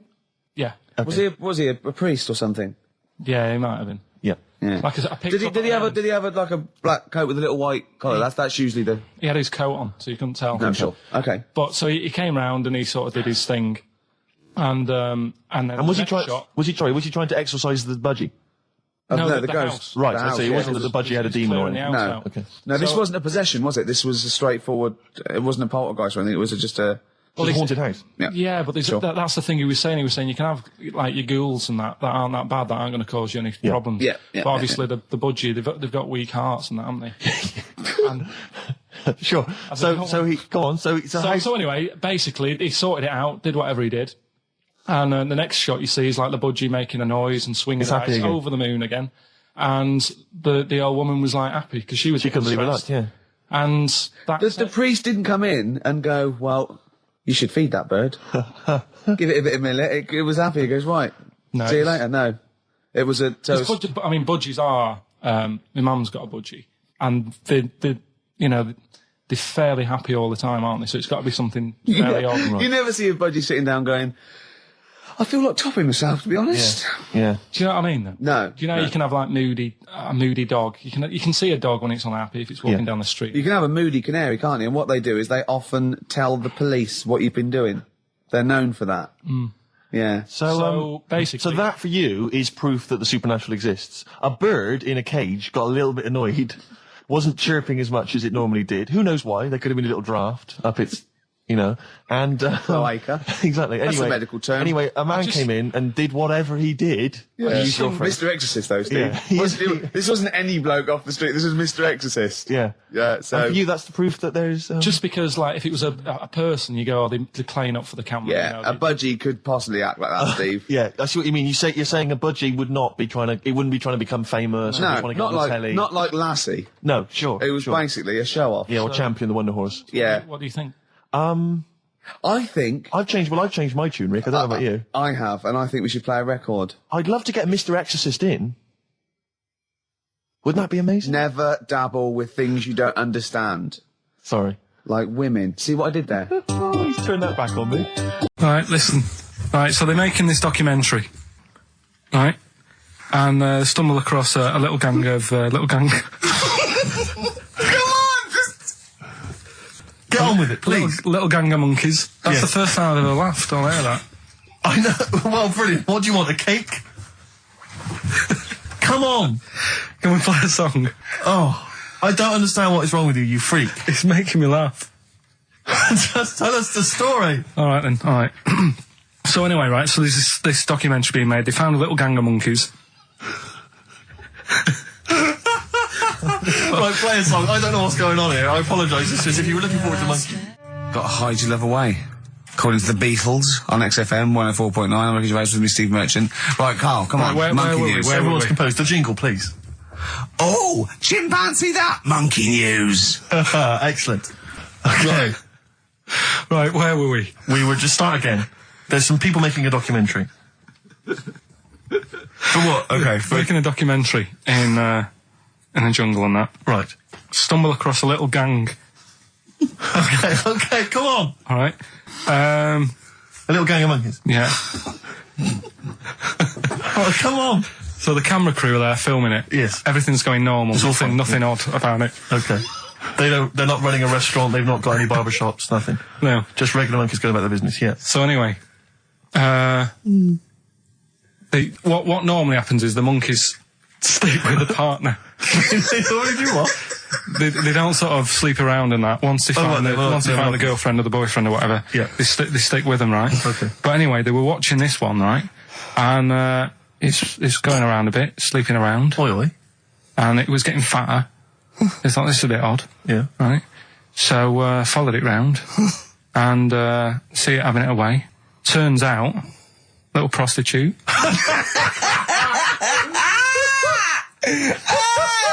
Oh, God! It's a little monkey prostitute. And it was getting fatter because it was charging them bananas. What a load of old rubbish. Charging them bananas! What was it, a boy or... It was a... Woman. Little woman monkey. That's the most extraordinary monkey news I've ever heard. Oh! That is genius! Has this documentary been televised? I don't think it's been on yet. No. And that's all the information you've got? Yeah. And is that's one banana for everything? The half banana is for... Just oral. A poor job. Right. If you want full-blown monkey sex, it is 2.5 bananas. Sure. So there's some people dressed up on TV. They were dressed up as the characters. They had their sort of costumes. There was a guy I went to university with. I don't want to mention his name. Went into his room once. He's into that sort of thing. He showed me in his wardrobe. He had a full-size Star Trek outfit that his mum had made for him. His mum had made for him! But I wanted to say, well, A, you've taken it to university, but B, when are you going to wear that? Yeah! When are you ever in the mood to wear that? Well, you never know when... like on Apollo 13, wasn't it, when someone had measles or someone else got in. Sure. So you might go, oh, I can't believe it. Yeah. Can't believe it. The Enterprise, Uhuru can't make it. But it's the idea of that being, I'm not one to speak, but it's that idea of that sort of being attractive to women. Because that's presumably generally when you're at university, when you're 18, 19, that's the reason you wear those kind of clothes, is to try and make a bond with someone, isn't it? Try and establish some kind of connection. Yeah. Saw a guy walking down the street the other day, must have been 18, 19, wearing, on his T-shirt, it just had a picture, and the words, Star Wars Phantom Menace. He probably like... But it's just the idea of a girl going, yeah, well, I love them as well. Yeah. Because it's supposed to be kind of kooky and eclectic T-shirts, aren't they, normally? They're supposed to be a bit sort of radical and a bit offbeat. My favourite, though, are... I love fat goths. Yes. I really love fat Who are still goths. persevering with it, even into their 30s? I like your fat young ones. I love fat 18-year-old goths. I really like them. They're one of my favourites. And I like 42-year-old goths who they're losing all their hair. They're just growing at the back. But I don't know what jobs they do. But their main hobby is looking like Nosferatu and wearing lots of silverware. That's one of my favourites. I think I mentioned to you before. I saw a girl on the tube. She had a bag, and she was quite gothy. She had a bag, and it sort of had like a Barbie's head, kind of sort of defaced hanging from there, and loads of badges and tassels and little motifs and odd things. And she decorated the bag, and then had sort of things like legalise cannabis and ban the bomb, and stop the war. Yeah. And I just wanted to grab her and say, you doing much about the war, or are you working mainly on the bag? Yeah, you spent most of the year you're filling in the embroidering. petitions, are you doing the marches, or is it largely badges. the bag you're focused on? Oh, dear. I'll tell you another thing, that a fashion mistake, it always offends me whenever I see it, is an Englishman of any age wearing cowboy boots. I had cowboy boots. I can't believe it. When I was 18, right, I went out and got a pair of cowboy boots. The cheapest. I mean, they were the only ones I could afford. Awful. Why? I mean, was that 'cause they were like clogs that came up to the knee. They were so uncomfortable. And why did you get them? Who was wearing them at the time that you thought they were cool? Clint Eastwood. Right. Okay. And I had cowboy boots. I put segs in them. What's segs? Which the little things you nail into the bottom. So they sort of clip clop as you walk along. So I'm 18, right? Those tight jeans, so tight in fact I thought I had to enter the doctor, and I said my balls are aching, and I went off. I said I've got a pain in my epididymis and all this, which I was doing biology, and he went, your jeans are too tight, they're squashing your balls. Right? So I had cowboy boots, right, and pale ones, not even sort of like finished properly, sort of like just the raw sort of leather, cheap wooden bits at the bottom, segs, really tight Levi's, and a red sweatshirt with bullshit on it. That was a present. Just embroidered on? I looked pretty hot, baby. Oh, yeah. Yeah. And I remember once as well, this was really embarrassing. I had leather jacket, and How old were you? Oh, this is embarrassing, 26, I think. And I just had a nice leather jacket, right? But I was bored one day, and so it's about 1986, 87. Yeah. 87, must have been. And I just painted on the lapel a little acid. And that didn't last. And were you going to acid house raves at the time? No, of course not. No. Old woman, about 70 years old. She's normally fit and healthy and stuff, nothing wrong with her, she's having a good life. And one day she goes for a check to the doctors, just to check herself out, because she's getting on a bit. He says, take your clothes off and that. So she does, and checks her out, says, yeah, you're looking good. Turn round. He said, oh God. He says, you got a tumour on your buttock. Right? So she goes, oh, well, can you do anything to sort it out? So they go, yeah, we could book you in for an operation. It's best if we remove this. Books are in for an operation. Operation day comes, strip her down and that. They're all stood round, the doctors. Start to operate. It only turns out it's a pork chop that she sat on 5 years earlier, and it had stuck to her buttock. Right, Karl. I can forward you. Listen. Serious. Right, okay, Karl, I'm telling you now, I'm leaving. I'm never doing this show again. No, I'm serious. Honestly. You're talking. I've never had such. What do you mean? You couldn't believe it? No, when I read it, I said, I've got to tell Ricky that. This woman had a pork chop stuck to her arse for 5 years, you mental case. Of course she didn't. We've had a couple of texts. People obviously can text in 83XFM. That's the text number for the big quiz that's coming up shortly. Rockbusters, still your opportunity to win some of those cracking prizes. Enter your name in the draw if you can unravel the, I don't know what you call them, conundrums that Karl set. Sort of. We've had a couple of texts. Obviously, we're leaving early today. This is a shortened show and our last show of this run. But we've got to leave early. We've got to go down and try and make poverty history. But Rob's texted in. He says, only an hour and a half today. Well, poverty does have some benefits then. He's a fan. He understands the show. Who was that little fella that used to write in who hated the show? Oh, I forget his name. I haven't heard from him for a while, actually. I don't know what happened. No. Maybe he realised that if he hated the show so much, the obvious thing to do was to switch off. Maybe that finally dawned That's on him. annoying. What's his name? Someone will remind us of his I name. like people who hate us to carry on listening. Yeah. It just gives it an edge, doesn't it? Yeah. It's the fact that, that you're annoying someone. I mean, I love annoying people. I know you do. I know. So You're like a kind of walking Chinese water torture. Yeah, exactly. Yeah. Have we got Ladder 49 today? Rick, there's a number of cracking DVDs as ever on Rockbusters. We've got The Life Aquatic with Bill Murray. We've got Howard and Kumar Get the Munchies, hilarious stoner comedy, and Batman the Animated Series. And Ladder 49, there it is. Joaquin phew, Phoenix, yes. John Travolta. If you've ever seen Ladder 49, then you can give us a quick text review on 83 XFM. I'd be interested to know if it's Why are actually you worth giving watching. away one a week for the last 6 weeks? Yeah. Well, we better do them then. Let's do Rockbusters for the last time. You can win those amazing prizes. All right. As always, just a little cryptic clue, some initials of a band or an artist. Work it out, email in or text in. That's it, isn't it? Mm-hmm. Yeah. Right, the first one. Richard's kid. Yeah. Cuts hair for a living. Right. Richard's kid cuts hair for a living. Right. Initials ED. Right. BD. Richard's kid cuts hair for a living. Second one. I have a problem saying the French word for well. Right. I think that's the right word anyway. Wow. I have a problem saying the French word for well. So what's that? That initial there is K.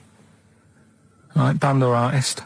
And then the third one, you take 8 kebabs, 2 kebabs, 57 kebabs, times it by 27 kebabs. Right? The fella is struggling to work it out. What's that? What's going on there? Right? It's a good question. DS is the answer there. 8 kebabs, 2 kebabs. I've got it. 57 kebabs times it by 27 or what have you. Fella's struggling working it out. What is I've it? got that one. DS. So just email in ricky.gervais@xfm.co.uk or on the text 83936. Yeah.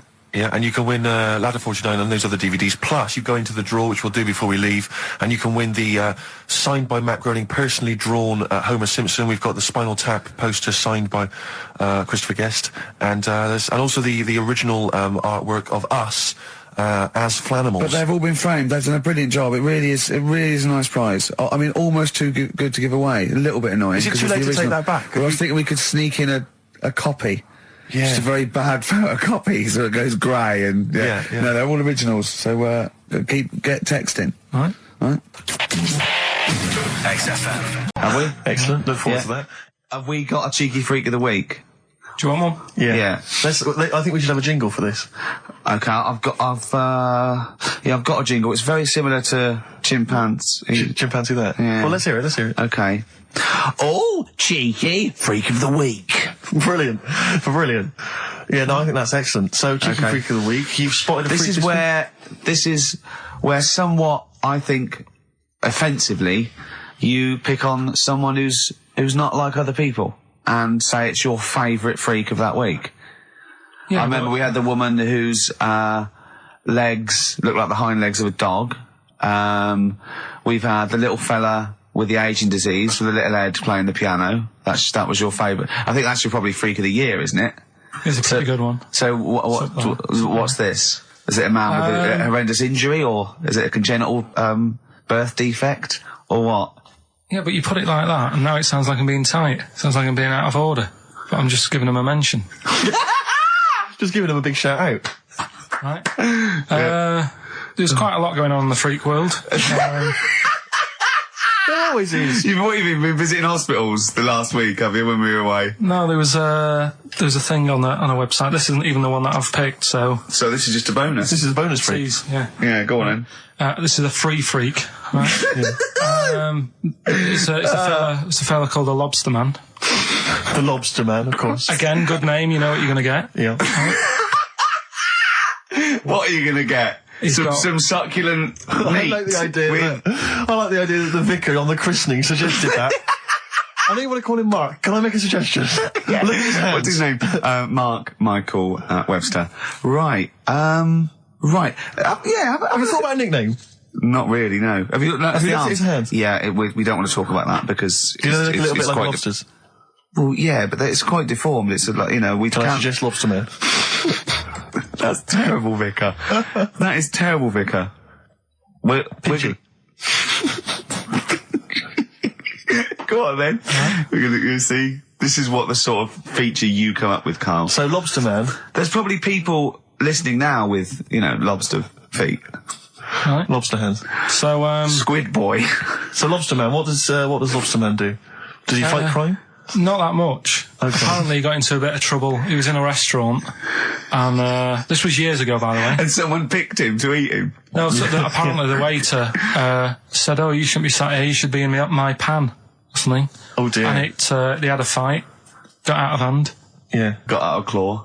And yeah. So that was. What do you mean they had a fight? What did he do? A waiter took the mickey out of someone with. No. No, can I just make clear? I'm assuming it's his hands look a bit like those of a lobster. Yeah. Yeah, well, it's fused, so it's just like two big fingers. They're fused, I assume, probably in the womb, and they're just like, instead of like having five digits, they're fused in it. But he can pick stuff up, can't he? Yeah. What does he pick up? He mainly eats crabs and jellyfish, doesn't he? Yeah. Yeah. So he was having a fight with the waiter. He snipped off his nose. Right, so anyway, he just held on to the waiter's bib. Yeah, and the exactly, waiter was screaming, "Go and get him off me." Yeah. So anyway, does he eat other lobsters? Does he typically would eat lobster, or is it kind of? Would you feel bad about eating lobster? Right. The little cheek of the freak that we've gone for anyway. The what? The little freak of the week, cheeky freak of the week. We've gone for this Siamese lad. Okay. Right. Happened back in. You can't have a Siamese lad, can you? All right. Yeah. This Siamese twins happened back in 1693. Oh, he's got a date. Blimey, that's the first time ever. Yeah. And all it was, he was doing all right for himself. He used to go on like those circus things he used to do. They're two people you're talking about, Karl. So we're going to him. All right then. All right. They did this circus show, right? Yeah. And everything's going well. They're selling out the tents and stuff, people coming to see them. Yeah. He was doing all right for himself. Yeah. Right? Sorry, before I said that, did you think a Siamese twin was a man with two heads? Well, it can be, can't it? It depends.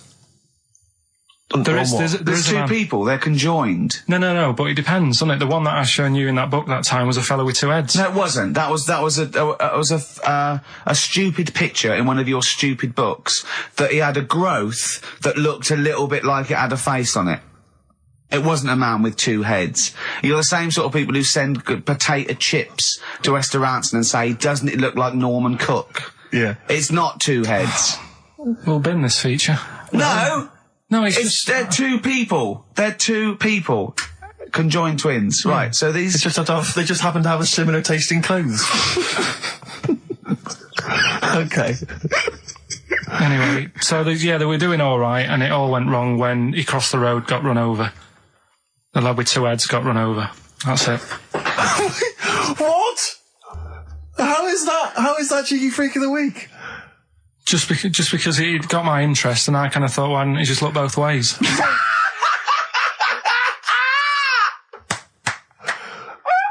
I'm intrigued to know Why wasn't he looking both ways? I'm intrigued to know how you get run over. What was it, 1629? Yeah. Well, it's horses and that, wasn't it? Yeah. Oh, why wasn't he looking both ways?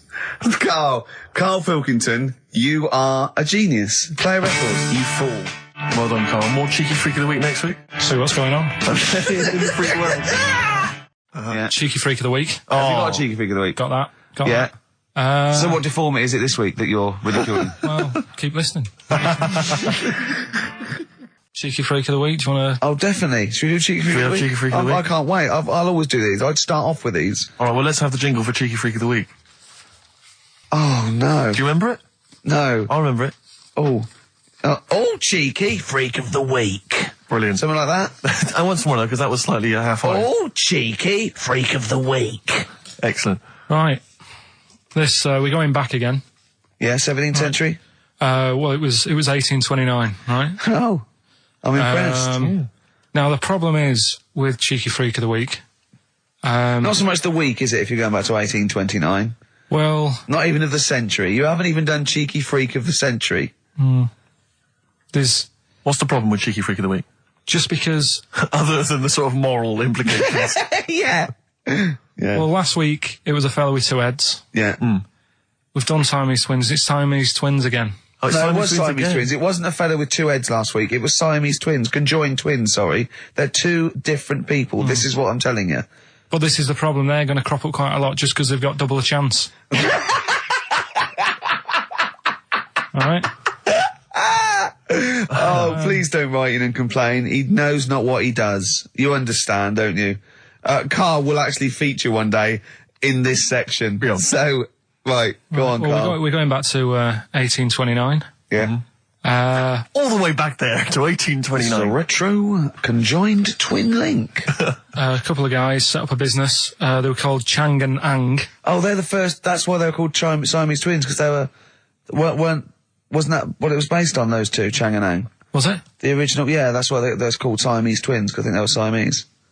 So these are the first ones. Well, not the first ones, but they're the ones that got to fame, I think, and why people started calling them. People started calling them conjoined twins, Siamese twins. I think I'm right there. Anyway. Good. Well, the sort of set up business, sort of going around the US Well, both of them. and Europe, yeah. Yeah. And what they used to do, people were amazed by it anyway. But Yeah. people wanted to know how they get through life doing certain things that you think about. When you think about Siamese twins, you think about, you know, how do you get through a day like that? Yeah. And the thing that cropped up the most with people was how they take a bath. So they used to go on tour around the US and Europe and sit in a bath, have a wash and that. And Did they ever wash each other by mistake? They go, oh, that ends there. That ends there. Like those things in supermarkets. They put one of those down. We go, oh. Now, as Chang and Ang, they're in the bath. They're washing their own bits. They got one of those dividers, right? They go, well, that's definitely yours. I marked mine. That's definitely mine. What? Don't wash that, Chang. I wouldn't, Ang. I wouldn't wash that. Right? So what are they doing? They're in the bath. Carry on with the story. that's about it, really. I mean, that's the fact that people... So, two little Oriental fellas joined in the hip, had a bath. No. That's your story. No, they didn't have a bath. They sort of, everybody, they must have done some sort of research, right? Who? Changarang, right? And they said, well, what do people want to see? Isn't that basically Roller's song? But it's an idea that people have queued up. They've paid their money. They're in a tent. They're going, well, I hear they're going to have a bath. They're going to have a bath. Two Siamese people have a bath. How would they possibly do it? Well, I've heard they get into a bath. But that's I don't know they what's wanted to see exciting. them nude and where the join was. No. More than how do you get in the bath? I don't know. They just, that's what they picked. They said, what would be good to see? What do you want to see them do? Having a bath. How'd you get into trousers? Was there Exactly, this is all part of it, isn't it? That's why they picked having a bath. This is all part of it. Well, they want you to get dressed afterwards. Yeah. Who was the best out of Chang and Ang? Who was your favourite? They both look the same, to be honest. There's a surprise. One was a short ginger woman.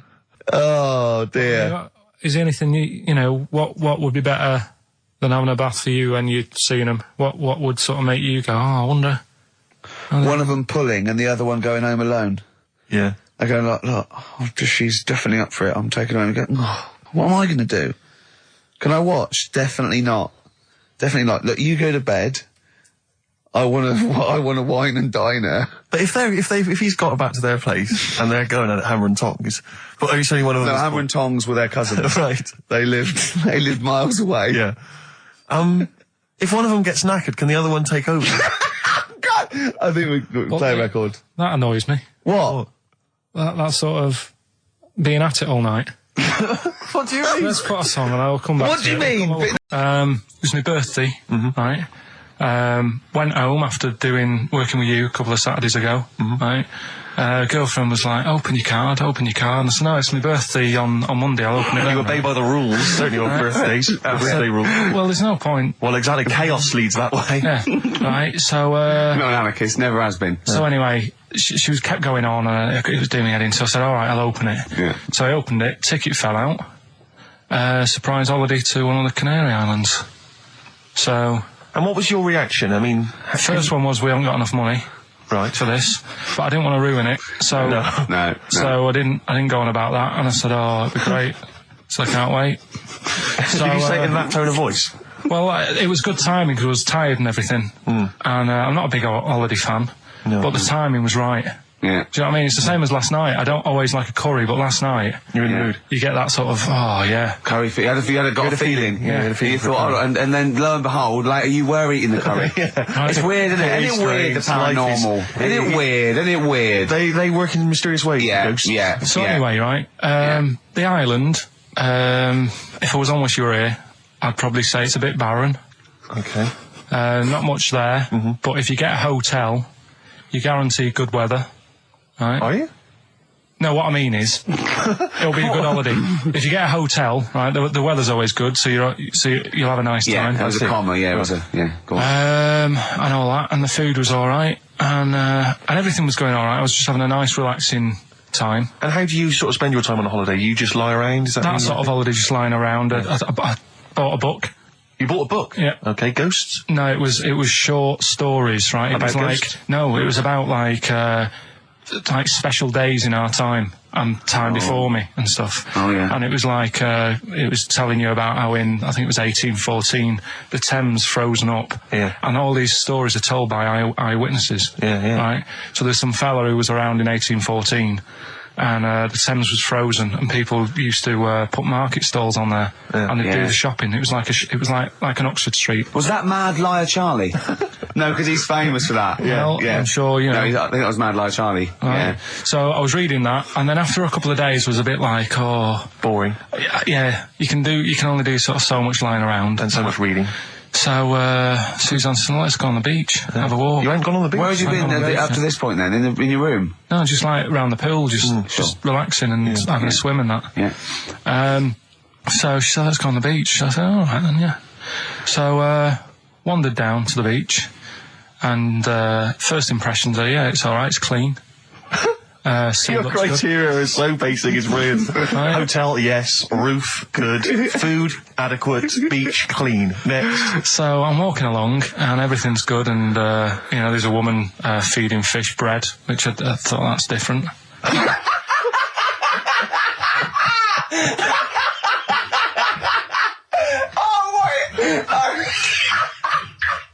I love that. He likes originality. He loves a bit of originality. He was feeding fish bread? This woman was there, like, up to her knees in water. Yeah. And she was stood Was there. that a sea? Chucking, Oh, right, good. chucking this bread, and I thought, what's she doing? And I stood there and watched for a minute, and there was little fish coming up, having the bread. I thought, So we carried on walking, and everything's going well, and then this fella comes towards me. Everything's going well.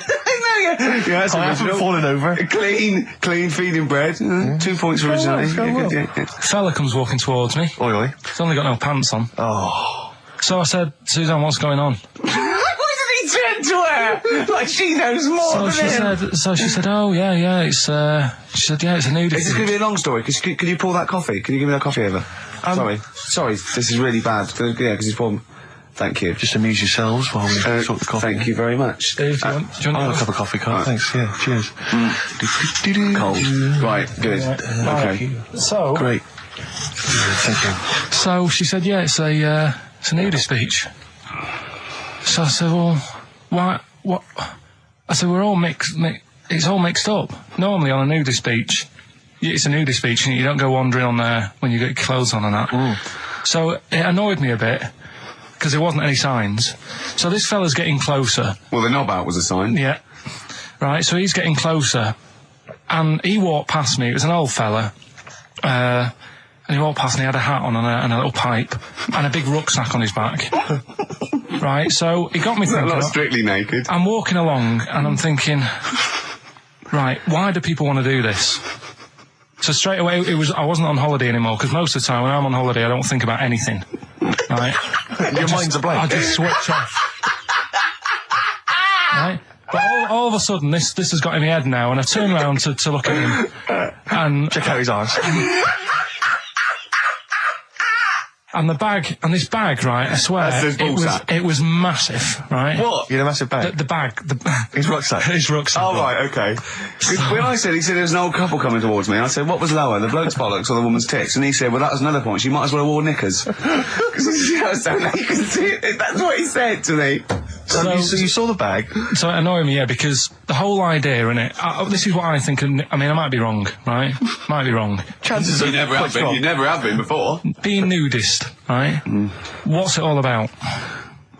So I'll tell you, on that point, Carl, let's play a tune, let's come back and we'll discuss... What are we going to play? We'll discuss that very issue. We've got some ideas, we did chat about this last week, Carl, in your absence. Alright, well, we'll play the choral. Okay. It's a good one, this. Yeah. Coral, Dreaming of You, on XFM 104.9. I'm Ricky Gervais, with me Steve Merchant and Karl Pilkington. If you just joined us, Carl is walking down the beach, and a man has just passed him with his knob out. Yeah, his testicles out and his huge bag, apparently. Right. Now, we'll sum this up, quick, because we did talk about it last week. You did call me and tell me some of these things, and we sort of mentioned it last week, but you just want to say just give us your thoughts on nudity. Well, what I don't understand is, right, nudity, I thought it was all about, sort of being free. Yeah. Natural, letting the breeze, blow around you and that. That's all I can think is of like the bonus of doing it. But you can get that by just having a pair of shorts on, right? Because I'm not one for getting my kit off. It's just something a bit weird about it, isn't it? Normally, if I go for a walk on the beach, I'll put a shirt on. Sure. But leave it unbuttoned. Yeah. Oh, right, yeah, tease the ladies, sure. Do you know what I mean? Yeah. But it just feels a bit weird. So it's best to cover your back anyway, because the sun... Yeah. and all good that. advice, yeah. But when I saw him, and I thought, well, right, is he doing it to sort of be free and be comfy and all that? And then I thought, but he's carrying a big bag, right? I've got a pair of shorts on, and I'm not looking at him thinking, I bet he's really comfy. Do you know what I mean? I wasn't going, I can't wait to get home and get my shorts off. They're really annoying me, these. So... and that's just it. I don't get what it's all about. Yeah. Sure. Yeah. Sure. Well, okay. Well, my advice to you is don't go to nudist beaches again. Well, I didn't go again. That was Actually, on the subject of Men in Black, what? Have you seen that, Steve? No, I haven't, Carl. Tell me about You it. should see it. Go on. Why? Because there's this thing in it. Go on. What, a stupid, bald Mancunian tosser? No, weirder than that. There isn't anything weirder than that. Big eyes, it was gangly. Keep talking. And, you've got to see it, because you wouldn't believe how the likeness and that. You've got to get the film out tonight. Right. It's not as weird, it had a normal voice, right? he's done you and he's not even here. I'll tell you what, mate, it ain't worth coming in next week. Stay on the line, Carl. Play a record player. Kings of Leon, Molly's Chambers. What do you think of that, Carl? Alright. There's a surprise. Another insightful remark. Steve is not a fan now. Not only does he know you've been slagging him off behind his back. No, I wasn't slagging Steve. If you get it out on DVD tonight, you'll know I'm not slagging you off. It could be your brother. I love the fact that it makes it worse, but he's thinking you're going to go, oh, he wasn't slagging me off. It does look like me. I do think I'm an alien. I love the fact that you hope Steve will go, he's got a point. It's a spitting image. Yeah. I am, seriously, Carl, I'm really angry. I'm so angry with you at the moment. You haven't seen it yet? No, I know, because I know what it's going to be, and I'm just... Why? I'm fuming. I'll tell you why I'm angry, because he doesn't do it in jest. No, but what do you think it's going to look like? What do you think this thing's going to look like? Going to look ludicrous. It's not going to look anything like me, but he's going to pretend it does. Go on, what? Go on. No, it does look like you. Yeah, of course it does. And you looked like the Human Z. Well... I mean, to be honest, you did a bit, Carl. You walk like him, you're bold like him, you got a sort of gormless face like him. Any more? I don't smoke. That does. What's your last room 101? Oh, God. It was, holidays. Holidays. Well, you want to put holidays in room 101? People who are sort of annoying on holiday. Oh, yeah. Do you know when you go away? Oh, yeah. It's sort of touched on this before. Is this going to be the Scouse guy? Yeah. Go on. Oh, it's so long though. I mean, it was a holiday when we went to Tunisia. And the Scouser pissed you off. Surprise, surprise. Yeah. Yeah. But the annoying thing was, when you go on it was a cheap holiday, and like the lesson here is, if you want a good holiday, you gotta like spend some money. Yeah. And we didn't on this one. We spent about, I don't know, 400 quid for two of us for like a month or something ridiculous. And we got there, and you get to the hotel and you go, we have made a mistake. It's a ropey hotel. You can tell like the blinds and stuff as you walk in, they're all dirty and stuff. And you think, well, let's make the most of it. Let's not get down about it. It's a holiday. It's for a rest. And you try and make the most of it. And we had to meet. Like you have one of those things where you get to your destination and the rep says, right, go and unpack your bags and that. Go and sort yourself out in the room. And tomorrow morning we'll meet up at 10 o'clock. And I'll go through, the best sort of place to go for camel rides and, the best deals I can get you. That sort of thing. Can anyone here walk like an Egyptian? So she says, right, tomorrow morning, meet 10 o'clock in the discotheque. So we get up and we have breakfast, and it wasn't a good breakfast. The kitchen was, like, bit horrible. The food wasn't good, and it was run by sort of midgets. What do you mean it was run? Not there's anything wrong with that. There was little fellas running around, and the annoying thing was one of them sort of started to fancy my girlfriend. How did he manifest his affection for No, you're not saying there's anything wrong with midgets, though, are you? Just saying it was strange that there was. Yeah, but even midgets shouldn't be cutting in on Karl Pilkington's territory. I know. But it's also that thing of, they've got little fingers, and it's sort of ruined. I'm so sorry. No, I'm not. It is a bit of a phobia of mine. Okay. Do you know what I mean? They are nice people and that. Sure. Oh, God. But the annoying thing is... So what was he doing then? How did he... I don't understand how he was chatting up your girlfriend. Was he crawling under the table so you couldn't see? He just kept... Whispering to her from underneath there. So, is there what's the best bit about the holiday? Come on, pretend you're Judith Chalmers. I have been doing. I would have done all. I would have said that. Don't bother. Right. I mean, the hotel was good. Yeah? That was all right. What was that like? It's all right. Just, clean. That's all you want, isn't it? See, that's not quite what Judith Chalmers does. She doesn't go, what's the hotel like? All right, yeah, clean, isn't it? All right. What was it like? What was it? 3-star, 4-star? Did it have a swimming pool? What was the room like? Yeah, had a swimming pool and that. Yeah? Yeah, it's good. I think it was one of the better ones on the island. Okay. Nightlife? Wasn't really. And there was a bar, there was some bands playing. Yeah. Not very good. Food got a bit boring. Yeah. It was always the same food every night, but they sort of themed it and made out as if it was different. So, like, on Mexican night, it'd be chicken with a nacho on it. Right. And Chinese night, sort of chicken with a little prawn cracker on it and stuff. Sure. But that got a bit boring. That's me just turning on my phone, because I want to read to you a text that I got from Karl. I think you sort of sum up the holiday in this text, don't you? Do you remember it? I can't remember. Let's have a look. Let's have a little look. Instantly, what did Suzanne, your girlfriend, make of it? Similar view to you, that they should fill in the holes? Yeah, it's just that thing. You see, I went on a coach trip, right? And you go and see the volcanoes. Like I say, there's 36 of them. Yeah. Which, how many do you need? And when we're on the coach going round all these volcanoes, the fella on the front's going and look out your left window at the moment, and there's a volcano. And if you quickly look out at the right-hand side there, there's another one. Right. And on the left, he's just like, all right, we've seen it. Sure. Do you know what I mean? Yeah. And that trip, we'll talk about that trip in a bit. Right, this is the text I got from Karl, right? All right. Been up to a volcano. Been in some dead artist's house who built his house in the lava. They said they would show me science with volcanoes, but all they did was chuck some water in a hole and it shot up in the air. No dwarves in the canteen, no scousers here, but there is a Swede woman with a big head. She looks effing gormless with a cap on. All right? So a little reference there to... A Swede woman? What's that mean? Do you mean Swedish? Yeah. Or she looked like a vegetable? No, the Swedish woman. But they've all got sort of quite big built, aren't they? Carl is in some pain now, isn't he? What angers me is the fact that the listeners, at least they get a record. They get 3 minutes where they can just relax. They don't have to listen to this drivel. I've got to sit here for another 3 minutes while you try and explain to this idiot why we have a parasites and why we have fish and why, you know. It's just interminable. Oh, Carl's question is, what's the point of a parasite? I was saying, well, they evolved alongside everything else, and it's part of the ecosystem. He's going, but why is a parasite in a fish, in a heron, back in a fish? And I said, what's the point in anything?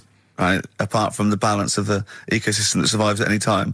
And then Steve went, Carl, you should have done this when you're in sixth form. Yeah. Questioning the point of life. Yeah, and you should have had these existential questions, you know, when you were younger. Did you ever used to lay awake at night thinking, where did the universe end? No. I did that when I was about 6 or 7 for about a year. When someone said it was... He was lying awake at night thinking, where does Manchester end? I assume it goes on forever. They've made a map, haven't they, for the for the universe? Yeah. Right. Well, yeah, as far as they can, yeah. Big, is it? It's massive. Yeah. But if you're that lost, you know what I mean? Forget The the map's map. not going to help you. Sure. If you're that lost, forget it. Look, we're never going to make it. We're not going to live 400 light years. We're not going to... Of course, you could take a shortcut through a wormhole, couldn't you? What's that? Oh, no! Let's not talk about the universe, please. Let's talk about something that you could comprehend, Karl. Well, listen. Were you on Richard and Judy yesterday? All right. Yeah. Tell us about that. It was good. It was good fun. Yeah. It's a bit surreal. Is it? Yeah. It's nice. That's nice though. There's something charming about them. Do you know what I mean? They go off on tangents. They sort of digress. They suddenly think of something. She suddenly go, oh, my jumper's itching or something. You know. Yeah. And it's quite charming. It's not annoying at all. Yeah. And I'd never seen them do it through before. And I hope I didn't insult them because I said it was like an adult Blue Peter. Right. But In what way? Well, they had a Christmas wrapping competition. Right. Then they had a Christmas wrapping competition. and then they had That wasn't them doing kind of then hip they hop. had what the French people are like. There was a little didn't quite understand that living in France. Then they had a woman who relived an Elizabethan Christmas. The bit that made me laugh was she was sort of announcing this through an Elizabethan microphone and PA to all the people sitting around dressed as... I'm a bit confused. This sounds fascinating. It was good though. And at the end I said, next week I'll be washing a tortoise and that. Yeah. And the producer said, if you do want to make something for the show, we'll definitely feature it. So I might make some of those things that you spoke on Blue Peter, like send in sort of, you know, I remember they made a chest of drawers out of 3 matchboxes. Yeah. For Barbie doll or something, or Action Man. I seem to remember them showing you how to make a dusty bin once. What, on Yeah. Blue Peter? I made one. I remember making one. Really? Yeah. I haven't watched Blue Peter, obviously, for, like, 25 years, Yeah. but is it the same sort of thing? I think it's pretty much the same now. Yeah, they occasionally they'll have kind of larger sort of dramatic scenes, so that all the cast will kind of act out sort of murder mysteries and stuff like that. Oh, yeah. There's a bit more of that going on. Do they There's still a lot have the more bands. Kodo drummers from Japan over? I think the Kodos come on like twice a week. With the shiniest buttocks I've ever seen. Yeah. Greased, they're in like sort of nappies or whatever they call them, and they're playing the drums, and you see them from behind playing these big drums, and they've got shiny buttocks. The lights really pick up their I arses. think they've kind of funked it up since we were younger. Because I remember it was always stuff like, let's have a look at this traction engine. Yeah. Or let's drive some traction engines, one very small, a Yeah. slightly larger one, then a Exactly. larger one, and we'll just drive them around the studio No, for a so bit. you're going up Nelson's column with Shep. Yeah. You might die, you might not. But I always wondered if perhaps the people in charge were not perhaps down with the kids. So when they were I saying, what think are we they going to do were. this week? Let's have a look around a traction engine. Exactly. That's what the kids of the but early it 80s was, want. But they did used to sneak in education, whereas Magpie, that was just like funky people who were sort of really in the 70s. Never watched Magpie. No, Never I know watched I got it wrong as well. I did used to watch it, but I used to watch Blue Peter. I think I was conned. I always feared, because see, with the Blue Peter, I felt like I was learning something. I imagine on Magpie it was just, you know, Mr. T came round or whatever. It was a lot more cool, was it? It was, and hip it was a and- little bit more cool, yeah, and a lot more throwaway, and it was sort of like, Magpie was sort of like looking Right, on yeah. telly. Yeah, You know? yeah. What happened to looking? I don't know, it used to be the Junior TV Times, I don't know. There's probably people listening who've never even heard of Looking. Is that what it was? Apparently so. But there was cartoons and things. Yeah, it was just basically an advert for ITV. Looking. Oh, was it? Almost entirely, yeah. And did it have like a Laurel and Hardy strip or something? No, it would have things like the story of 5 Star. Really? And, Is it things like that. it's like the ones in the News of the World? Not dissimilar. Brilliant. Yeah. Hey, I've had 5 kids. Next picture, bought one of them a guitar. Yeah. Next one, we're at number 7. Yeah. Brilliant. Next week, Tina Turner. I love the fact that 5 Star is still touring. There's only 3 of them now. Really? They're still called 5 Star. Really? Yeah, I thought there was 4 Boney M's at one point. Tribute acts that each one of them had and then there was a 5th who was someone who wasn't the original member of one of the Boney M's who set up a splinter group. It was ridiculous. Yeah. I don't know how many there are now. Yeah. Brilliant. His homework was to come up with those stupid lateral thinking problems.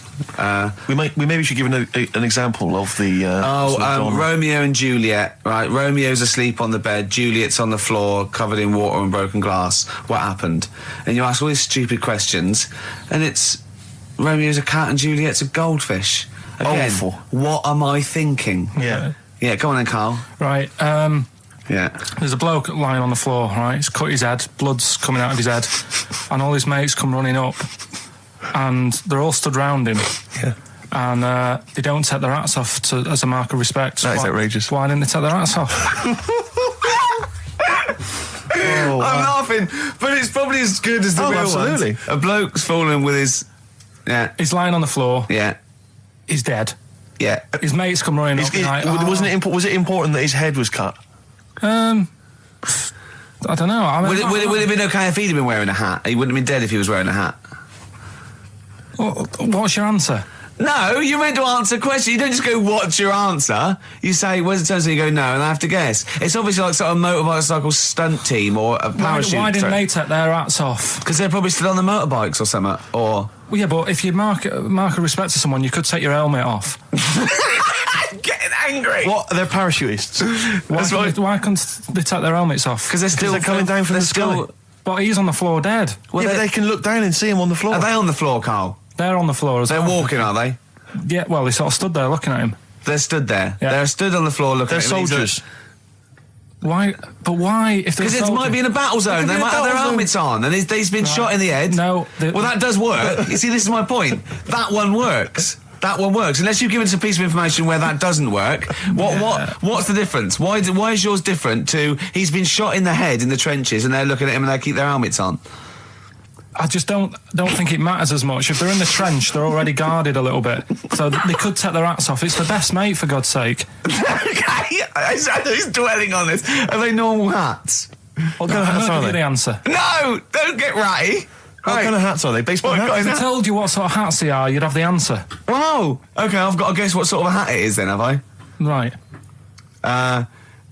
Is it a trilby? No. Is it a bowler? I know what it is. What? They're spacemen. No. Oh, that's a good That one. one works as well. This is my point. I like that one a lot. It works. He's fallen on the moon, and not that the moon happened. It was set up, wasn't it, in the studio? We know that. Yeah. Okay, Karl. What's your answer?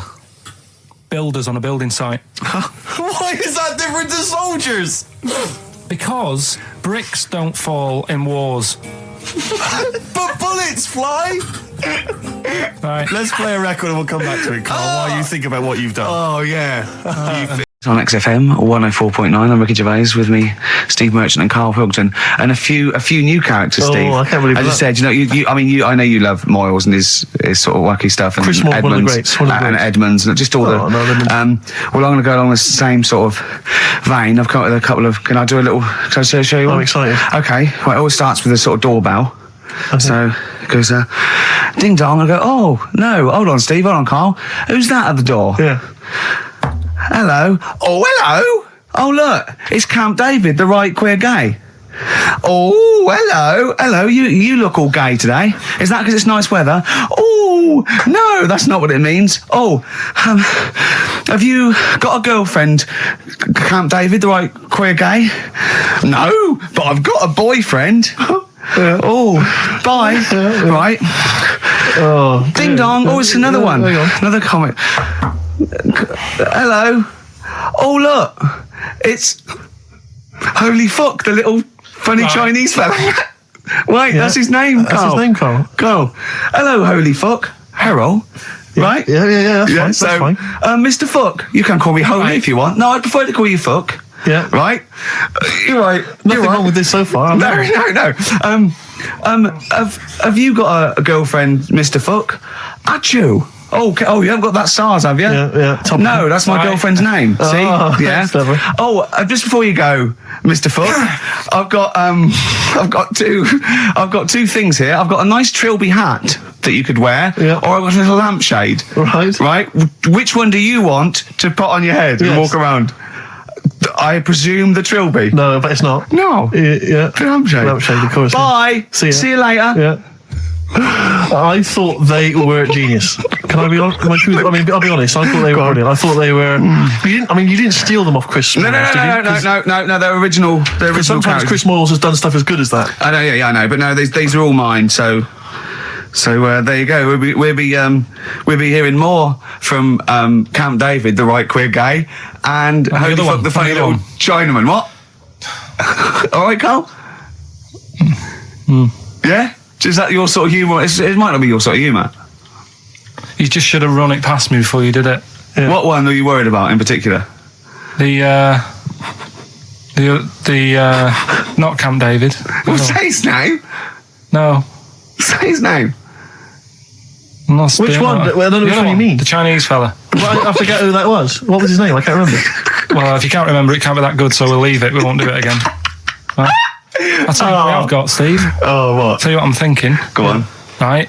Do you know, like, TV programmes sort of get rested in the winter? Ding dong. Oh, no. Hang on, who's this? Oh, go on. Hello again. Not now, Mr. Fuck. We're talking. Bye. Is that Holy Fuck again? Yeah. Okay, Karl. Look at Karl's face. Right. Okay, that's it now. I'm not answering the door anymore. Right. Okay, go on. Right. Yeah. Ding dong, ding dong, ding dong, ding dong. He's trying to get in. Don't be impolite, Rick. Come on, Rick. He wants to come in. No, it's too late. It's too late. He's gone away now. Go on. Right. Anyway, what I'm thinking is, Rockbusters coming back for a bit. What? What are you talking about? He likes my idea. He likes my characters. He doesn't like that idea. If I what, Karl? No, I was going to say, if I came up with what? With that Chinese fella. What was his name for a sketch? But do you not think that Columbo looks like he smells? Would you imagine he smells a bit? He's a brilliant detective. Well, he's got that dog and he smokes cigars, so I imagine he smells. I reckon he stinks. I reckon he doesn't clean his clothes enough. Oh, I think he has. I think he gets up and washes, but I think he puts on a he's too absent-minded. I think he's too busy thinking on solving crimes and stuff. What do you think? Do you think his wife makes him clean his pants now and again? I think they're quite a bohemian couple. I'm not sure she's really interested in that. I think she's got her own mind. Maybe she's a painter or something. No, maybe she's losing it a bit and he's a bit embarrassed by it. Yeah, that could be true. And she's probably incontinent, so while she's ironing his trousers, she just all over them, and he goes, oh God, she's shatting my pants again, I gotta wear them out. Yeah, so that's what... Oh, ding dong. Who's that? Who's this? Oh, hello. Oh, look, it's David Gray, the bent piano player. Oh! All right. I thought it was going to be Columbo. That would be the joy. Ding dong. Oh, my wife loves you. No. Hello. Oh, I don't believe it. Look who's turned up, Karl. Let me see what we've got here. Is Dickie Anderson called in yet? Sadly, nothing from Dickers. I think I might make him one of my hilarious sort of comedy characters. What do you think he would sound like? What would he sound like? Sort of probably like that, I think. Ding dong. Hello. Hey, it's Dickie Anderson. I can't believe it. Your show's rubbish. Something like that? I mean, I think you should work on them perhaps before You're saying there's not a lot of substance to these guys? I'm just saying that, once the novelty of the doorbell has worn off... I don't think you understand comedy on radio, Steve. I'm not sure I do, to be honest. Listen to Noel Evans, listen to Moyles. You'll see you don't need to riff with it. It's just, you just do the doorbell and just say they're here. Right. That's all you need to do. Sure. So, that's the main thing. Well, so we've had a couple I'm of thinking of some more characters as well. Well, keep working on those. Yeah. Marcus has emailed. He says no to Rockbusters. He hasn't heard it, but it sounds rubbish. Believe me, you couldn't be more right. Well, does The Office sound good as a title? All right. This is someone else. Don't bring back Rockbusters. Please, can we have more Holy Fook? You're not pronouncing it right, Steve. I know. I was just a bit edgy there. It's Holy Fuck, the little Chinese fella. Holy Fuck, the little funny Chinese fella. Ding dong. Oh, who's that? Oh, it's a posh bloke who doesn't care about poor people. Hello, posh bloke, what are you doing? I'm in my Rolls Royce and I don't like the homeless. Oh, posh bloke, don't be a... You want to do that? Satire. That is satire. Yeah. There's nothing like So it's it. political as well. I'm getting Oh, in well, there's so political many. Don't things. even begin to show off. I mean, I was the showing that subtext. some foreigners are funny. I got in the fact that, like, if you notice that Chinese people wear different hats to us. Yes. So that's political in a sense. Yeah. So, If I'd have done a character called Tourette's Boy, friend of the little Chinaman, and it went, ding dong, oh look, it's Tourette's Boy, friend of holy fuck, holy fuck, you'd have been annoyed. Do you know what I mean? Oh, who's your mate, Tourette's Boy? Holy fuck. You'd have been annoyed, wouldn't you? Is that a character from Lenny Henry's show? I can't remember. I can't remember whether it's Chris Moores or Lenny Henry. Yeah, one of them. And your name comes up. Now, I don't know if you've told us this story. I think you may have done, but I can't remember the facts about it. It just says Karl Pilkington with his pet bird. Was it a magpie? I can't remember. He brought it to school to show everyone, and it flew away. Oh, God. Oh, no, they do that, don't they? You show them What was the story there, Karl? You give them seed and they just leave. What do you mean? Well, This sounds like Kes. Well, that's it. I was a big fan of Kes, and it was the time our dog had just died. Yeah. So I didn't have any pets, and the cats were always getting run over. Yeah. And so we didn't want any more pets. Yeah. But there was a magpie that used to fly about on the estate, and I managed to sort of tame it. And in the end, With a chair and a whip? What do you mean you tamed it? Well, just used to sort of hang around it and talk. But how did to you it. get hold of it? Did you catch it? Well, eventually, yeah, it used to just come to me, and the annoying thing was, it got to a point when I wish I hadn't bothered, because it used to pop me bike tyres. It used to sit on like, if I was talking to my mates and I was on my grifter. I love the way he just throws things in. It's like an Alan Bennett play. It landed on my tyre, and it used to peck at the tyre and pop it, and then no. it used to then never go away, so it was always like around the house, and my dad said never bring it in. So he used to sit on the porch, and I used to go out, and it used to fly down and land on my head, and it really hurt. It used to like peck and stuff. He thought it was a tyre. So it wasn't so much tamed as a stalker. Oh, God. So you took it to school and it flew away? Yeah. So did you take it in proudly going, look at my magpie? Oh. Yeah. Oh, Well, no. I think it got a bit confused in the area that it was in, because I used to just keep it sort of around our estate, but Sure. the school was a bit of a distance away. How did you get it there? So, tying it on my finger. Did you walk? Yeah. Wow. So it was happy there, then it got...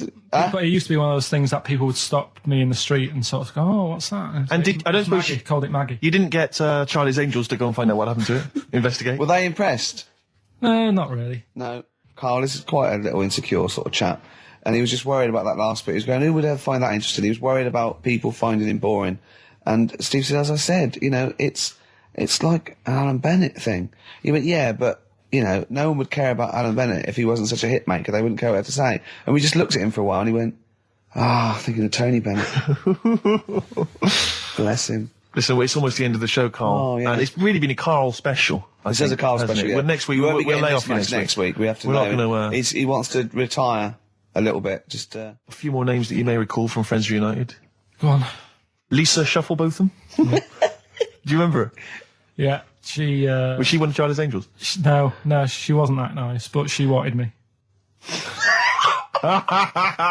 her and a mate Rachel, I remember, I don't know why, but it was some sort of PE lesson where it had to be a bloke and two girls, and they were fighting over me.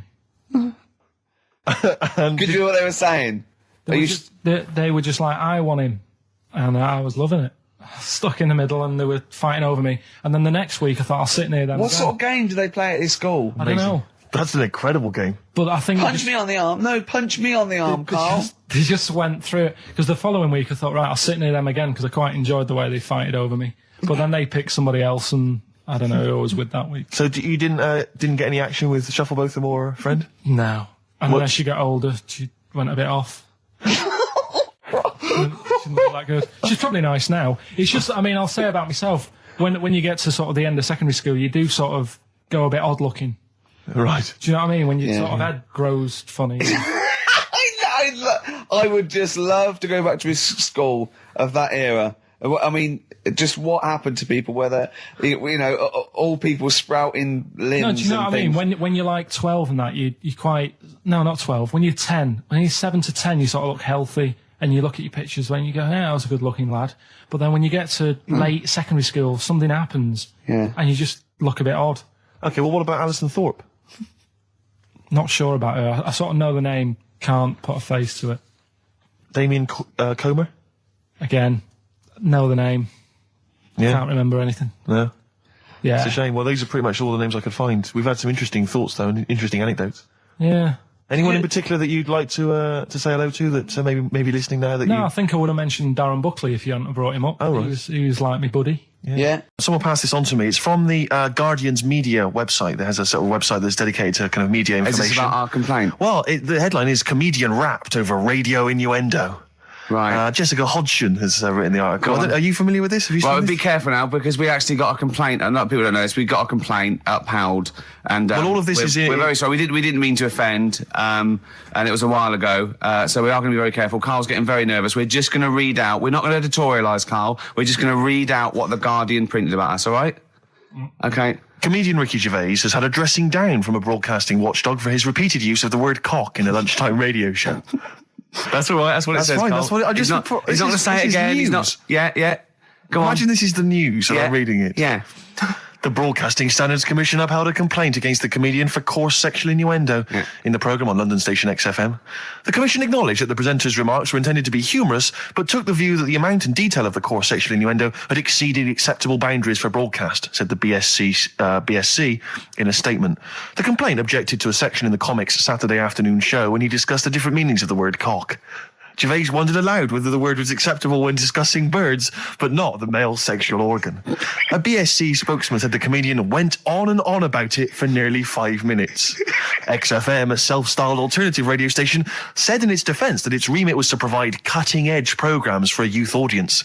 The station said the programme's brief was to include elements of alternative comedy within certain shows that would not fit within a more mainstream radio station format. In this particular show, it was not the presenter's intention to shock when they took a humorous look at how the English language could be construed in different ways within different contexts. Gervais, whose big break was on Channel 4's 11 o'clock show, has shot to household status through the portrayal of David Brent, the middle manager from hell in BBC Two's cult show The Office. Just in case you didn't know who I was talking about. Yeah, he's a household name, but they just thought you might not have heard of him, but he is a household name. Now, that's good. That's good reporting, and they're quite right about it. And just to remind people, it was when Steve said the only bird that hasn't got a penis is the swan, and I went on about the male bird being called the cock, but I couldn't use that to mean, and it was childish. You know. But what annoys me is, I'm sure I've heard things on like Radio 1 like that. Oh, what's what's her name in the morning? Sarah Cox. Yeah, and as there's a DJ like Karl. Cox. Yeah, so you got Karl. What's the matter? I'm just saying. You're just saying there's a pair of DJs on. Yeah, but we've done this. And what are you talking about? We're just talking about names. They're just saying the names. Now, I love Cox in the morning. You're a big fan of Cox. And at night. What's the matter with you? Come on, Karl. All right, we've taken it. We've been. Have you actually been rapped over this? No, I don't know what. Have you that had means. a dressing down? No. When did that happen? I don't know. I was meant to tell you, and I never got round to it. Okay. Thanks then. So don't do it again. What changed it? Just calm down a bit. Yeah. So. The chilled out vibes of PIMP probably helped you. Yeah. I think we should just say give massive props to Adam and Joe, who stood in for us. Oh yeah, stood in for us. Did a great job. Yeah, great, really good. In fact, interestingly, are they going to get their own show here? I think they should. Yeah, they'll probably get something. Well, there you go. Well, it's interesting, as I was listening to them, they had quite a nice selection of features. They had a couple of good competitions and things. Now, I don't know if, having done them for XFM, is it somehow they may be kind of under some kind of XFM copyright? Which would mean, as we've got no ideas, maybe we could just hijack some of theirs. Maybe you could look into that. Obviously not Monday, you're not here, but... I was with Joe Cornish last night, went to a little do at Jonathan's house, and Joe was there. And he walked in, and I was taken aback by how tall he is. Sure. Because I'd forgotten. And he's about 6'4", but he's unlikely to... Do you know what I mean by that? It's sort of like some people surprise you. And he was going, I don't consider 6'4", big. I said, well, it is pretty big. I said, but I know what you mean. I walk around with Steve Merchant. Yeah. And he went, how tall's Steve? And I was 6'7". Yep. And Joe went, oh, that's nearly a disability, isn't it? Do you know, he's absolutely right as far as I'm concerned. No, do you know, I've genuinely, since school, I used to go to school with a little disabled fella. Lovely guy. No, I swear to God, lovely guy. And I remember he came in when we got in the sixth form, and he'd basically got, I don't know what the ins and outs of it were, but as far as I could tell, he'd got a car for free. A specially converted car. Yeah. You know, because he was disabled. And he was same as Karl, same as Karl. Me. I need this, I need that. But it seemed to me that I was thinking, well, why can I not get something similar? Because there are some cars I can't fit in. Because I'm too tall. I genuinely cannot drive the smaller cars, the cheaper cars. I'm obliged to buy a more expensive, larger car. Because I can't fit in the tiny one. That's like saying you've got to pay more for your shoes because there's more leather, which is true. Which is absolutely true. It's a nightmare getting shoes. But fat people have to pay more. Do you know what? It's a nightmare getting chairs, comfy chairs that I can sit in the home. I sit in a chair for very long and my back's killing me. Now, how is that not a disability?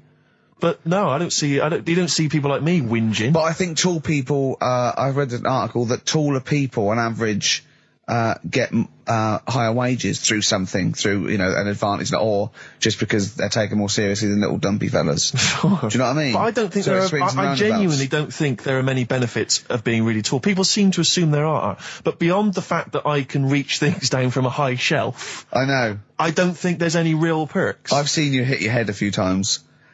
That's a disability. I know, I have seen you hit your head a few times, and I think, oh God, that must have hurt. Obviously I'll make sure okay and then laugh. Of course. But I know it must be annoying. Thanks, mate. No, but I mean, there's one pub in Soho that he has to go down backwards. Yeah. He has to lean that, it looks like a limbo dancer. Yeah, they've almost got to lower me in on ropes. I always find it amusing. But like, for instance, on a plane, on an airplane, I can't get some of the seats. I can't fit in some of the seats. Not in any way. Not the way that I could. Because What are you talking? How is that not a disability? There's some seats that people can't afford because they're poor. It's not a disability. That's irrelevant. Don't go on a plane then, because you're poor. But if you can't afford to go on a plane, you can't afford to go on a plane. You should have studied hard at school. But what annoys me about that is there's a physical disability I was born with. There's a weight allowance, so I might not be allowed loads of bags on, but there might be a big fat pig in the queue who's allowed the same chocolate allowance as me. That's because they've been eating like a bloater. I couldn't stop myself from growing this tall. It wasn't a conscious decision. I didn't think, I'll tell you what, I won't smoke when I'm a teenager. Maybe I'll shoot up. I'll eat healthy. I'll probably add an extra 2 feet. It just kept going. You do eat too healthy. You eat way too many greens. But that's not why I grew to this height. It's a genetic thing, isn't it? Yeah, but if you'd have lived near some sort of pylon or something and just, as I say, smoked from an early age, you wouldn't have been that tall. Don't think when I was a gangly teenager having the piss taken out of me, I wasn't thinking I wish I'd been born near a pylon. Or Chernobyl. Could your mum or dad, could they have banded you like they did with little, didn't they do that with someone's feet? Well, yeah, concubine, yes. I didn't come out this tall, did I? No, but snip it in the And how would they blood. bandage it? They'd have to bandage him round the feet and round the top of the head. Yeah, I'd be walking around like a mummy. Yeah, yeah, or a bonsai boy. But people didn't really realise I was going to be this tall until I was 14 or 15. You know, you don't realise when you're an 8-year-old.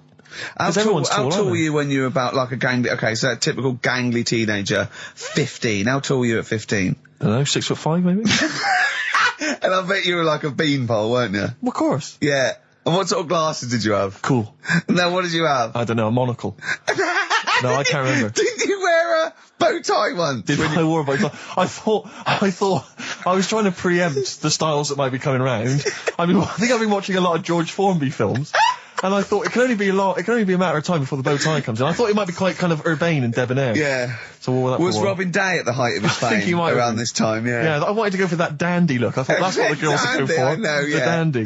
Oh dear. So I still want to see you with a pipe and trilby. Yeah. I just think you'd look great walking along the street. Yeah. But I genuinely, I really, it does frustrate me that I don't get any allowances for being very tall. It doesn't count as a disability. Well, it does count. No, it doesn't. It's not a disability being 6'7".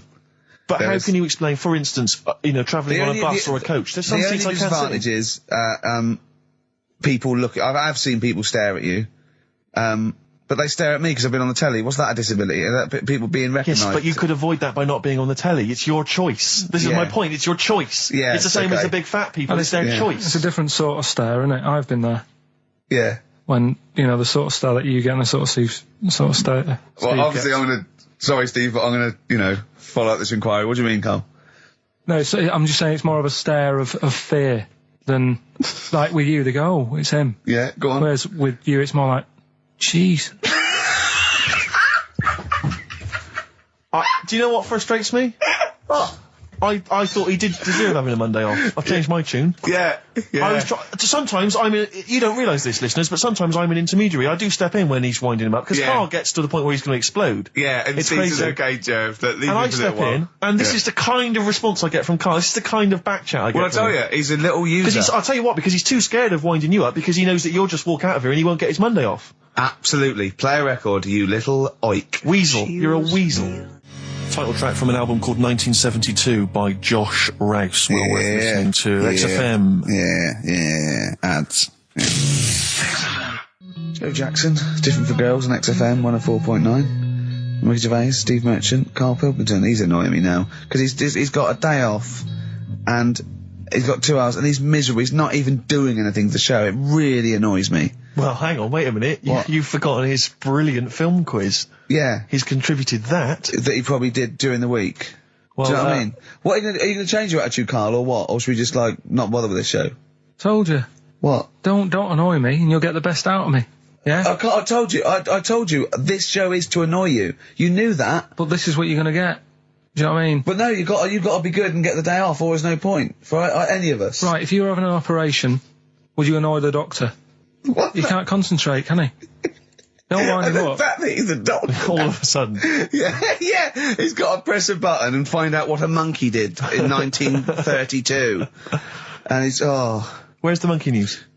It's been a bit quiet, hasn't it? I've been... What, in the keeping last an eye out. 3 months? Okay, there was something that I found last week about one that was in an old people's home. It escaped from some zoo. It was wandering about. It was enjoying itself, and then when it got to the night time, it was like, oh, what am I going to do? And the first place it came across was like this old people's home. Went in there. I think it was there for about a week and a half without anyone realising. No, No, it did. No, so the helpers and the nurses and the social workers and the matrons and all that, they thought, well, Mr. Sanders looks a bit hairy. But I mean, that happens, you know, it comes out your ear and your nose when you get to about 70. And he stooped over, yeah, of course he has. He got bow legs, yeah. And he eats more fruit, of course he does. Well, that's when they realised. Why? Because someone in the kitchen said, hang on a minute, getting through more bananas than we normally get. Well, do the competition. Do the one thing you've done this week, probably in their time again. You're getting paid for it. You're having Mondays off and you're not into it, so that waste of time. That film sounds good. It was like this. Yeah, Come okay. here.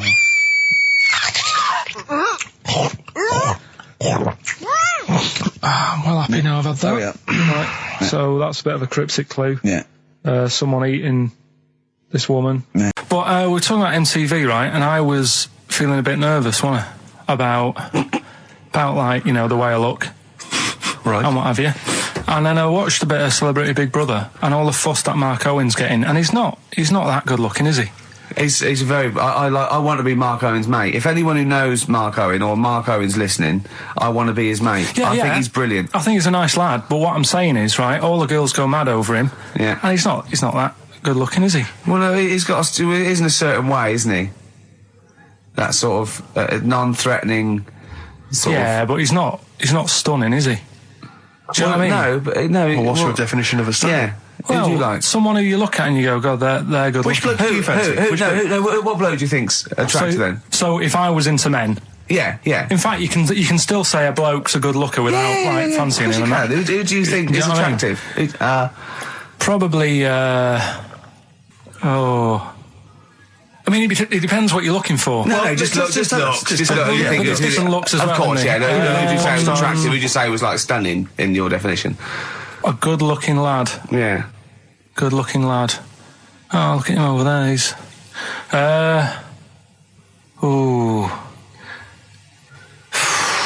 Do you find, Robbie Williams, do you find him attractive? Boy next door, look. No. Who do you... Karl, hurry up, because it's, we've only got 2 hours. Probably... do you know, I can't think of one offhand. Mark Owen is pretty good looking then, really. There's not... Just name one bloke that you think's an attractive guy. There must be one bloke that you've either met or that you've, seen in a pub Who do you think on a is poster. attractive? Tell you what. Go on. Tell you what. Works here. Young Alex Zane. Alex. Well, we know, Alex. Maybe we can fix you up. Oh, I love you, Alex. The reason you became king of the universe, of course, is because of your fascinating French bread anecdote. Oh yeah, yeah. Come on the then. story? How did baguettes come about? If this is going to be someone cooked a loaf a bit wrong and said I can still make a sandwich out of it, I'm going to hit you. No. Go on then. Right. Napoleon, when he was at war and that with Russia. 1812, yeah. Yeah, all his soldiers were like, not used to the cold weather and that. So they said, take some clothes in your bag with you because it's going to be nippy out there. So they put all the clothes in the bag. Sure. They were told. It's Napoleon, for Christ's sake. No room for any food. You're joking. So couldn't they make some sort of like sandwich? No, it won't fit because of all the clothes. You had to take extra gear. Sure. So anyway, he said, I can see where this is going. I'll be honest. Is there a baguette-shaped gap left in their holdall? They thought, let's make some bread that you can fit down your trouser leg. What? That's not true! No, it's not, I Karl! read it in Euston train station. I was waiting to go back to Manchester. Where did you read What, this? scrawled on the wall in graffiti? Yeah. Do you know Was it also meet me here for cock fun at 12 o'clock? The upper cross sandwich shop, Euston station. It's on the wall. What do you mean it's on the wall?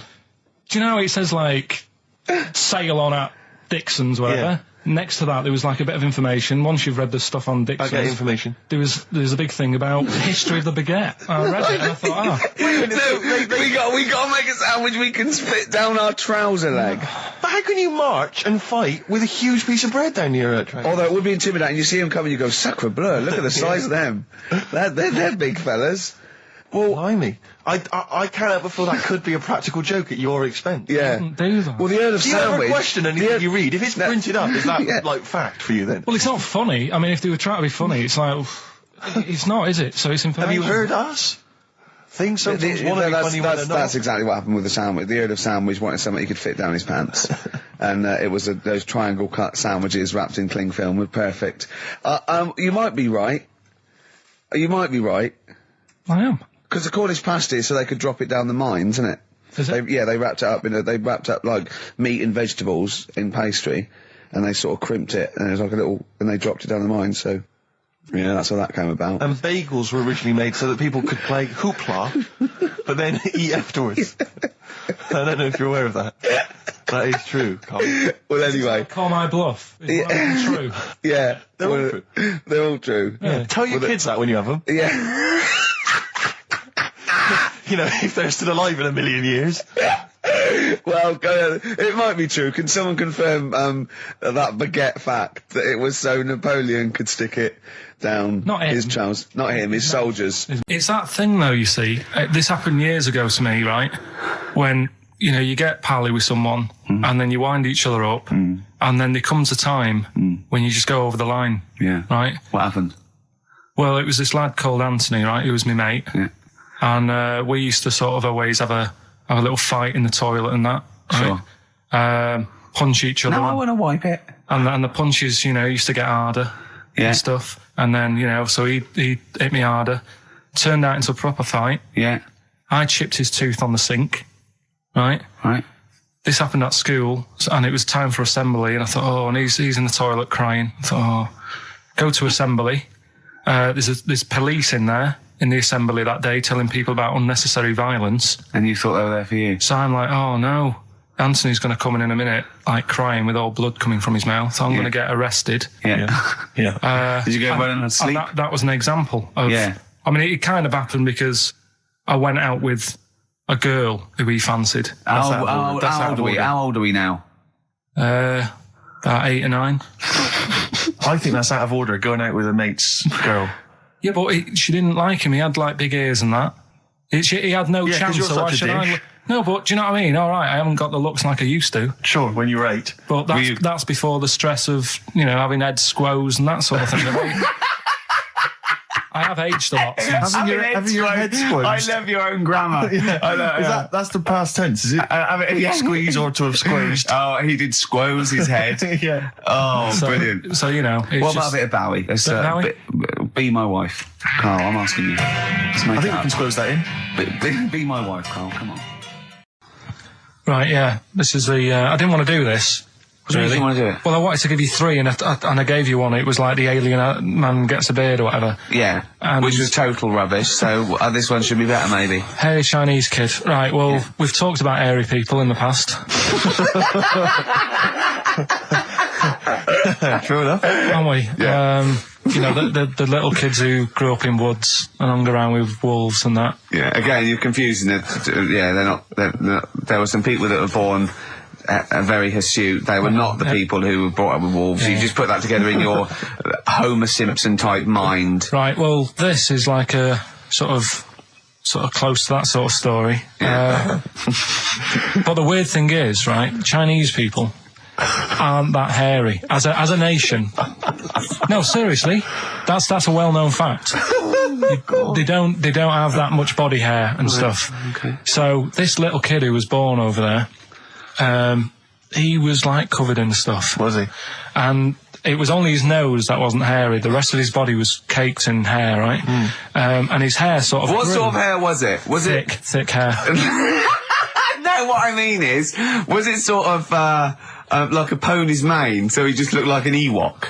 You know what I mean? Just like hanging down, sort of straight, dark hair. In the picture, it looked like it grows from his eyebrow. It grows from his eyebrows quite thick, and then it just goes all the way over. You his don't head. think it was just really long eyebrows that he'd done a comb over? No, it was all over his body. It had a picture of like his back and that. Yeah. And Had he styled it? Had he styled it at all? Did he have it in a quiff or? no, it was just hanging everywhere. all over him. Yeah.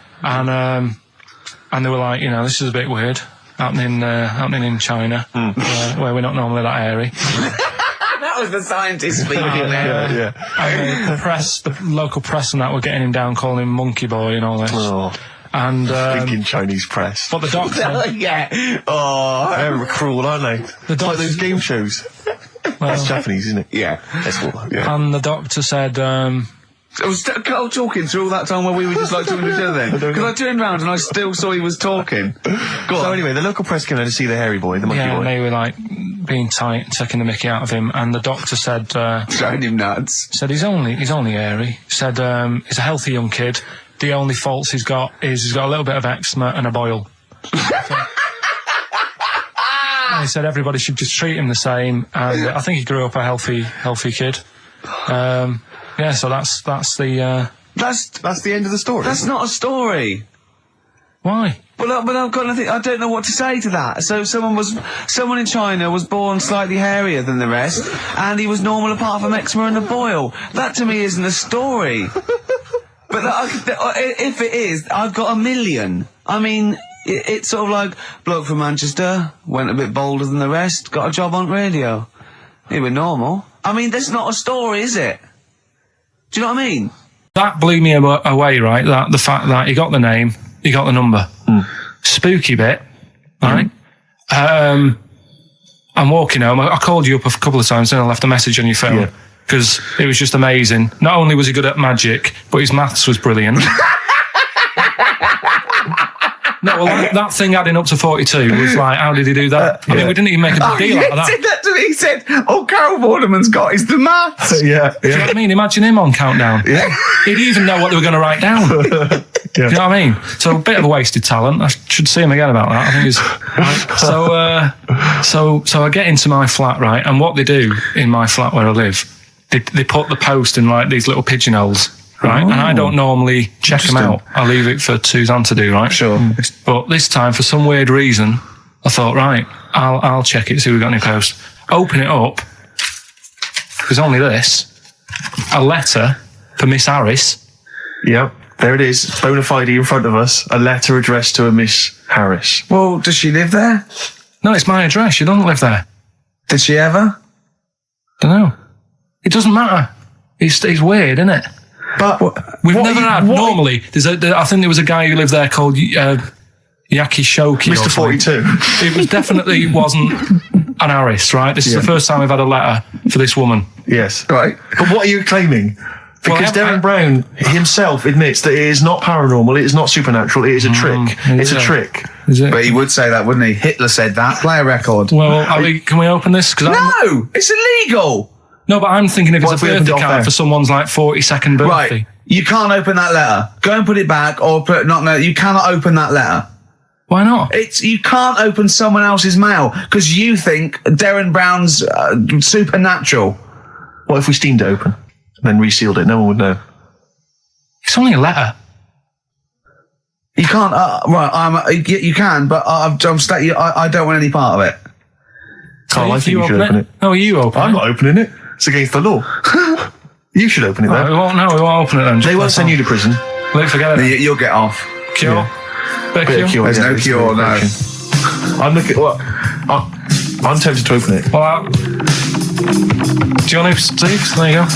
No, I'm not going to open it, but I think you should, definitely. 6 Different Ways by The Cure from the album The Head on the Door. We've enjoyed that. The head on the door, Carl. Ooh, bit of a coincidence. Spooky, isn't it? It was only 4 weeks ago you were talking about a head and a door. Exactly. Has the door got a number on it? 42. Oh, dear. So we're not opening it? No. Well, I can't open it because as the producer, right? Oh, yeah, because your standing in society is such that they'd make a real example of you. Yeah. A producer of a tin pot radio show once a week. Yeah, he should know better. He can press buttons and talk at the same time. Sending down.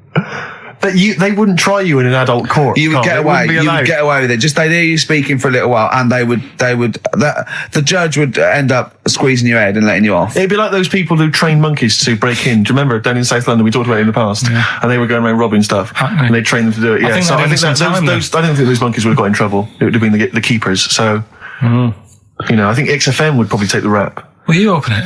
No, I can't be seen to open it. No, he's a writer-director. Exactly. So am I. I can't be seen to open I'll it. give it here then. Right, I'm having no part of this. That's against the law, but... Right, I'm having no part of it. Open it. Come on, you've started now. Right. The thing is, right, if it's important, we can say maybe she's listening. But do you need the stress? What it could be anything. What are you going to say? We're going to say, oh, and if you are listening, Mrs. Harris, you have got gonorrhea. Call the clinic. Do you know what I mean? It could be anything. Oh dear. Oh well, I think my talk did well. Well, what is it? It's the number 42 on there. What is it? Can you say? Be careful. What? Let me see what it is. What is it? Dear Sir, Madam, your periodical dental inspection is now due. Would you kindly contact the surgery to make an appointment? Harris, Mrs. Harris, if you're listening, your periodical dental inspection is now due. You might want to contact the dental surgeon that you normally go to. She could have a faulty tooth. 42. 42. 42. I don't believe it. 42. 42. Oh my God. Oh, I didn't get an onion, I'll have that. And it's just, but what annoys me is it's not so much that, obviously it's a practical thing, it's the fact that they get a little bit edgy. You can actually see, certainly kind of, dare I say it, certain breed of woman and a certain breed of fella will just get a little bit itchy, a little bit edgy, and they just look at you, can just see them sweating, especially if they can't reach. I just lean over and do it myself. Well, I know, but the thing is that it's like they almost feel that they ought to wait for me to do it, as though somehow it's my obligation. And I just for some reason, I know it's ludicrous, but it really annoys me. And I actually deliberately don't put the divider down just to see them sweat. I like the way that they're actually quite well made. There's some that are brass with like a felt bottom. Yeah. Like you really care. Like a twig would do, wouldn't it? Exactly. You know what I mean? But I just leave a slight gap.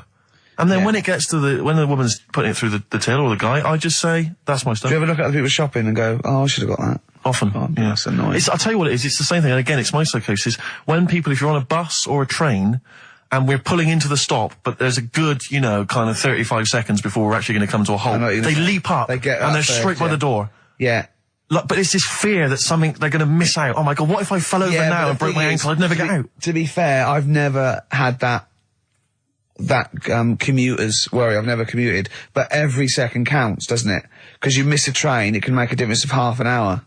So that's why commuters literally run to get their connections. But the thing is that with a bus, you know, this often you'll be people who are sat right next to the exit will get up and stand up for a while, waiting to get out. It just, again, I'm not saying it's not, it makes perfect sense to them. It's my psychosis. They're going to be mowed down in the streets. They will just be a few of the You're going to people. be in a lovely Chrysler. Exactly. Yeah, Well, I will be going straight through a branch of Waitrose. Yeah. Taking people out in the So we aisles. do not condone going through Waitrose in a Chrysler. In a car. Now, you were going to tell us a little story about a Just Volvo past my estate? test, Yeah. my parents had a big Volvo estate, and it's quite a big Oh, I car don't to drive. drive. My parents didn't have a car.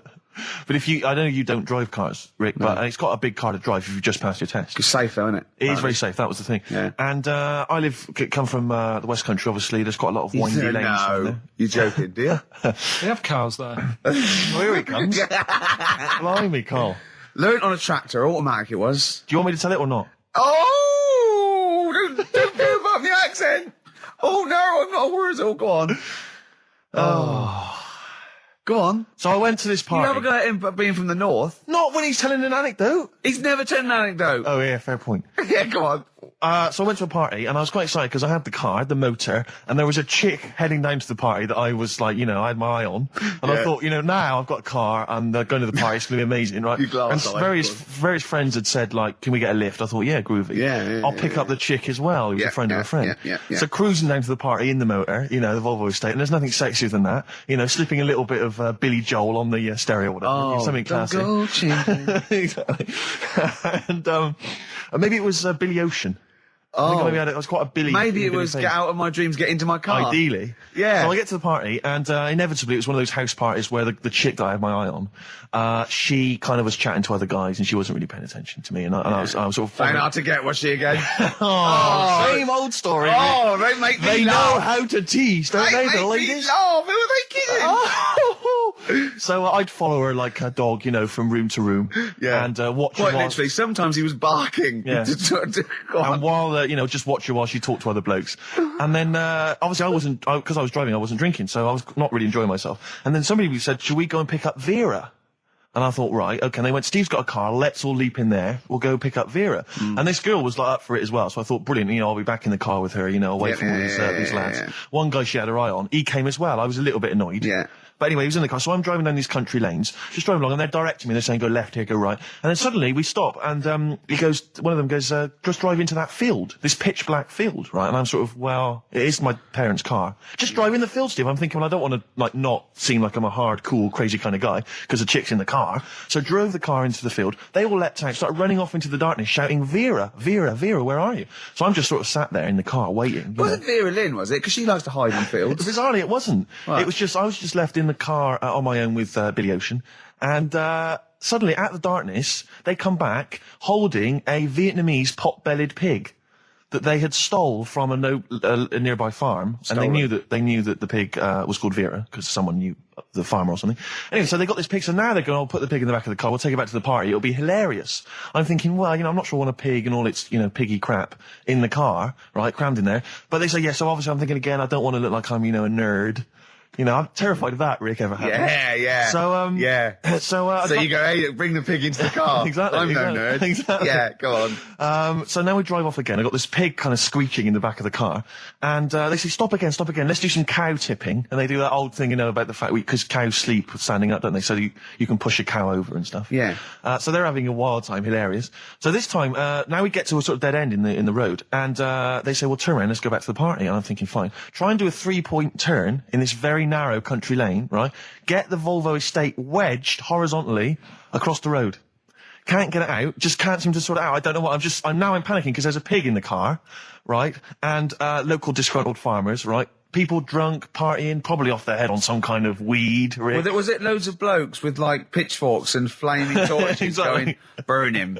He's playing with our pig. Exactly that. And so that, do you know, I was so terrified that all I could think was they're going to have to send a helicopter to lower a magnet onto the top of the car to lift the car up and put it the right way round. You used to read a lot of comics, didn't you? Yeah. Yeah. So, do you know what I started doing? What? Crying.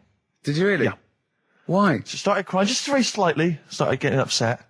And the other guy that the girl fancied, he had to get into the driving seat and sort it out for me by slowly edging forward So and that's the backwards. worst bit of the whole story. Yeah, edging slowly back and forwards. He just sorted it out, just slowly worked the car back round, and then we were off. You're just gently weeping. Just gently where weeping in the back. The bloke had just taken the bird that you saw from a distance. Exactly. That was basically your wife in your head by then. Oh, yes. Wasn't it? I can't We believe were it. happily married with a pig for a child.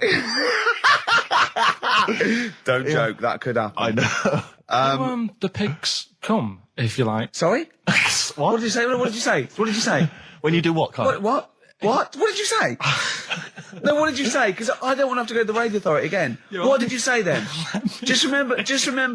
We are going out live, Karl. Yeah, remember Tom Binns, right? What did you say? What I'm saying is, why were they shouting Vera? Because pigs don't come to the name, do they? Hey?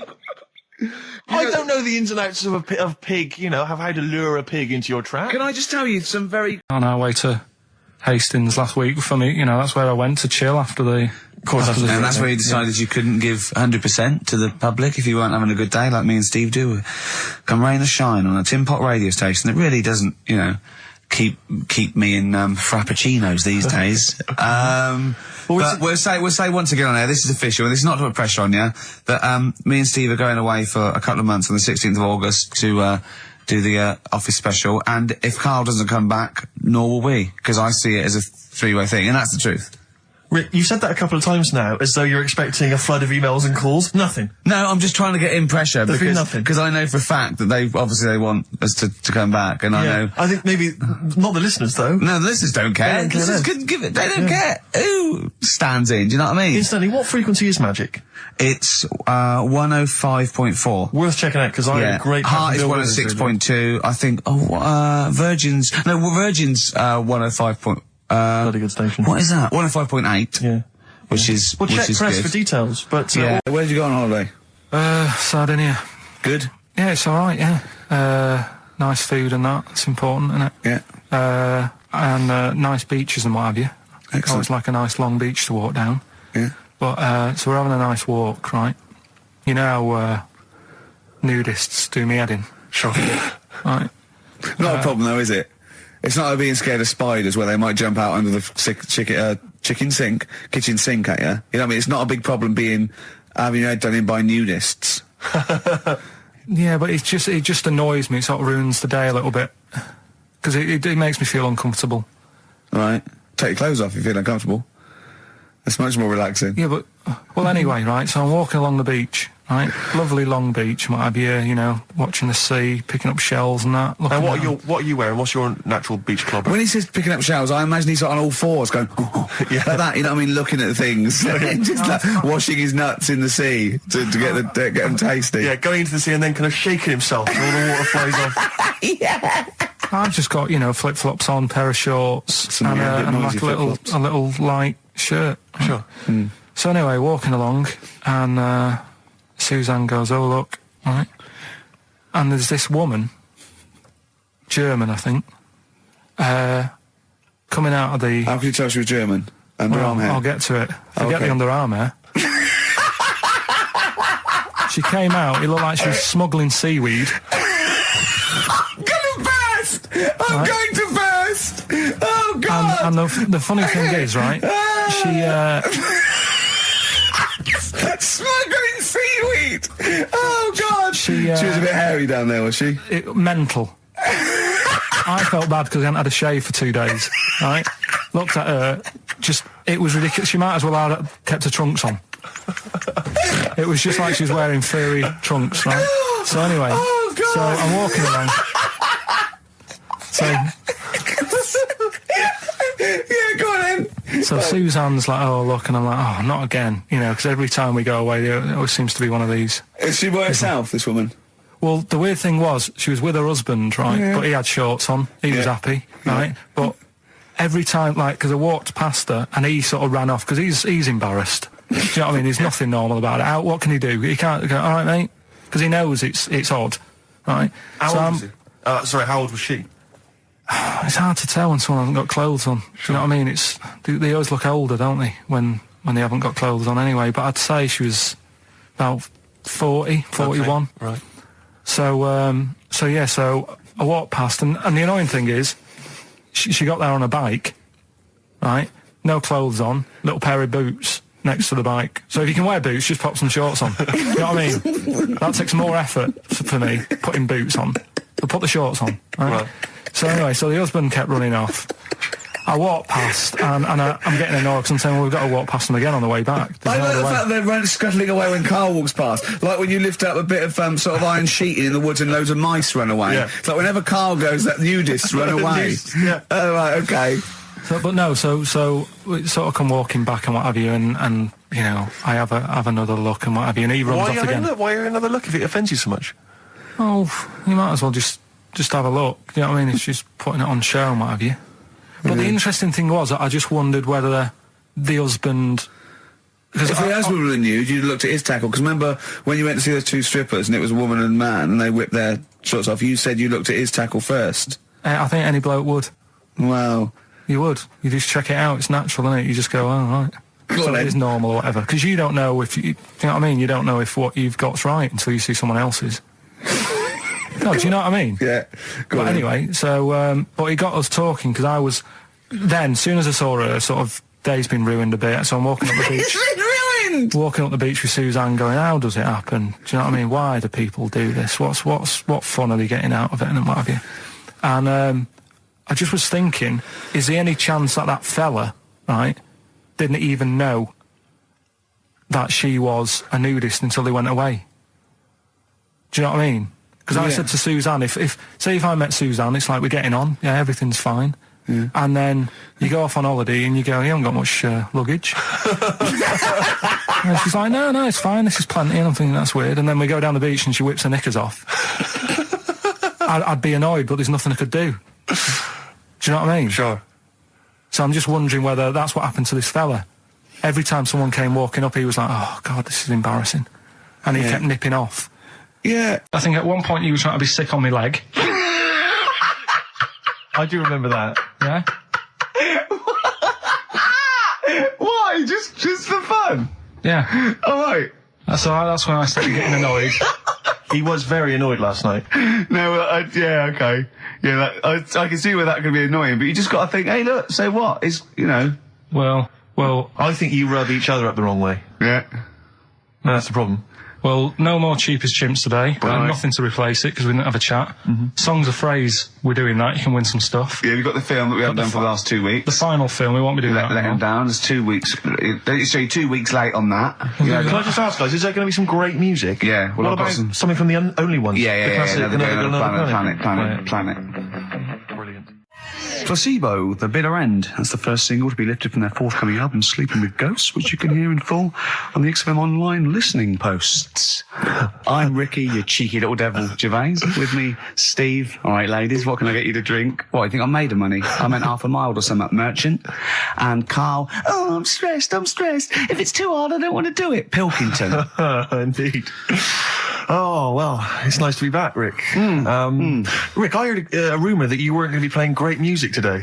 I'm assuming that's wrong. It is wrong. This is what I mean about the grapevine and just Chinese whispers. I'm not having it. There's some great music coming up. Right. I also heard that there was going to be some boring chat.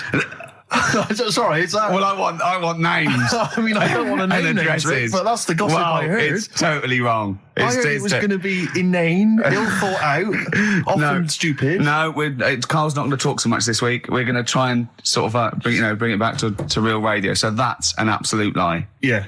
Great. Good. All right, Karl, had a good week. Yeah, not bad. Have you? Going on holiday now, aren't you? Well, I will be doing later. Tell you about that later on. What? There's a hook. Can I just check? Because there are rules in place, aren't there? Yeah. There was a big bust up in the week. I'm only allowed to wind him up. I'm not allowed to wind him up socially now. I'm not allowed to. What am I not allowed to do socially? I think squeezing the head. Socially, it's been crossed off. Right, okay, and I agreed to that because it got to a head where Karl was really upset and he was thinking of just giving it all in, weren't you? Yeah. Why was that? Because you were just winding me up too much. Yeah. I mean, do you want to bring it all up again? I don't mind. What was I doing? It was just. I mean, I should say now that there was a conversation where we were all sort of really walking on eggshells. It was frosty. It was a conference call, and Karl was on one end. And I'll tell you, it was. I was very much a mediator. I was very much a UN mediator. What do you think of that? It was difficult to sort of keep it serious when I'm saying stuff like, "I'm sick of you putting a Burger King bag on my head." Do you know what I mean? Yeah. There's a part of me that's like, I can't believe we're doing this. What I like about it is that I'm laughing and going, well, I won't do that anymore. And he's going, you can still do it on air. And like today, I came in, I went to squeeze Eddie, went at 1 o'clock. I love those rules. Yeah. I love those rules. Well, between the hours of 1 and 3 on a Saturday, you can squeeze his head, you can put a Burger King I back on his... can't wait. It's terrible.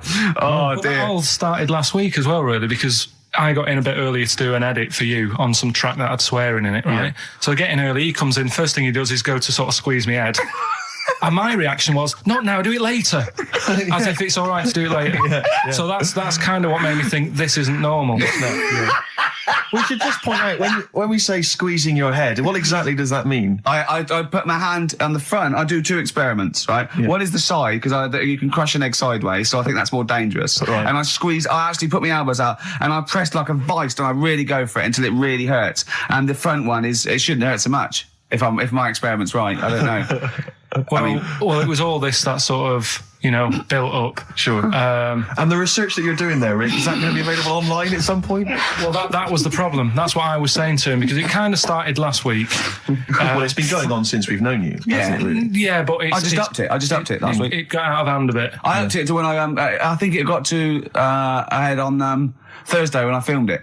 That was it, yeah. That's right, yeah. I brought in a cameraman to film me torturing him. And there was some people from the 6th floor being shown round. Yeah, some management and that, showing probably clients round. You know, sort of, they've probably been on all the different floors, same what all the different radio stations do. This is XFM, the sort of this sort of noise going on. Yeah. You see them all look down and saying, don't do that, right? Sure. They might want to spend a load of money. Yeah. And he's doing that, he's wrestling with me, he's filming it. So that's when I just thought, It's mad, isn't it? And then when we were having the argument on the phone, I was saying, has this been some sort of experiment? Yeah. He did. He said that, and of course I lost it. Yeah, but it's all good now. Well, do you want to squeeze his head before we play the next? I won't at the moment because we've got to get on. It's not right, and that annoyed me as well because I was trying to find out where he was going. I was filming him. I was going on waiting for Karl. Told Johnny he's meeting a mate at 6, which annoys me on 2 counts. And I'm just doing it to the camera, So I'm gonna follow him and just turn up and go, all right, where you been? But then when I came in, he went, I'm meeting a mate, and he told me where it was. So I told him that spoils my fun. Of course. Because you'd want to just track him down. I don't want him to like it. Yeah. Which is pulled the rug under my carpet now that he's going to let me do. There's 2 things that my mum does, right? It's that, if there's sex scene on the telly, she'll go, anything on the other side, love? And the other thing she always says, if ever there's anything on the telly with Elvis in it, she goes, I like him, right? And we all know, we sat there, we know what she's going to say next. Yeah. So you don't even bother saying why, right? And she goes, he likes fat, ugly people. He what? He liked fat, ugly people. He didn't always go for like the good-looking fans in the crowd. What Elvis did? Yeah. Right. That was always the thing. And I'm sorry. No, hold on. I don't know what we're doing now with our lives, Steve. Wait a minute. Right. So your mum says 2 things, right? She either says... Is there anything else on the other side? Or... I like Elvis. There's a pause because you know what she's going to say next. She says, he liked fat, ugly people. How often does this occur? Well, because they've got Sky, there's a lot of those channels on. They're like the music channels. So Elvis always comes on. There's either an Elvis film, there's a classic hit by him on. And she'll go, I like Elvis, he likes fat, ugly people. And what do you mean he liked fat, ugly people? Is she a fat, ugly person? Because there's that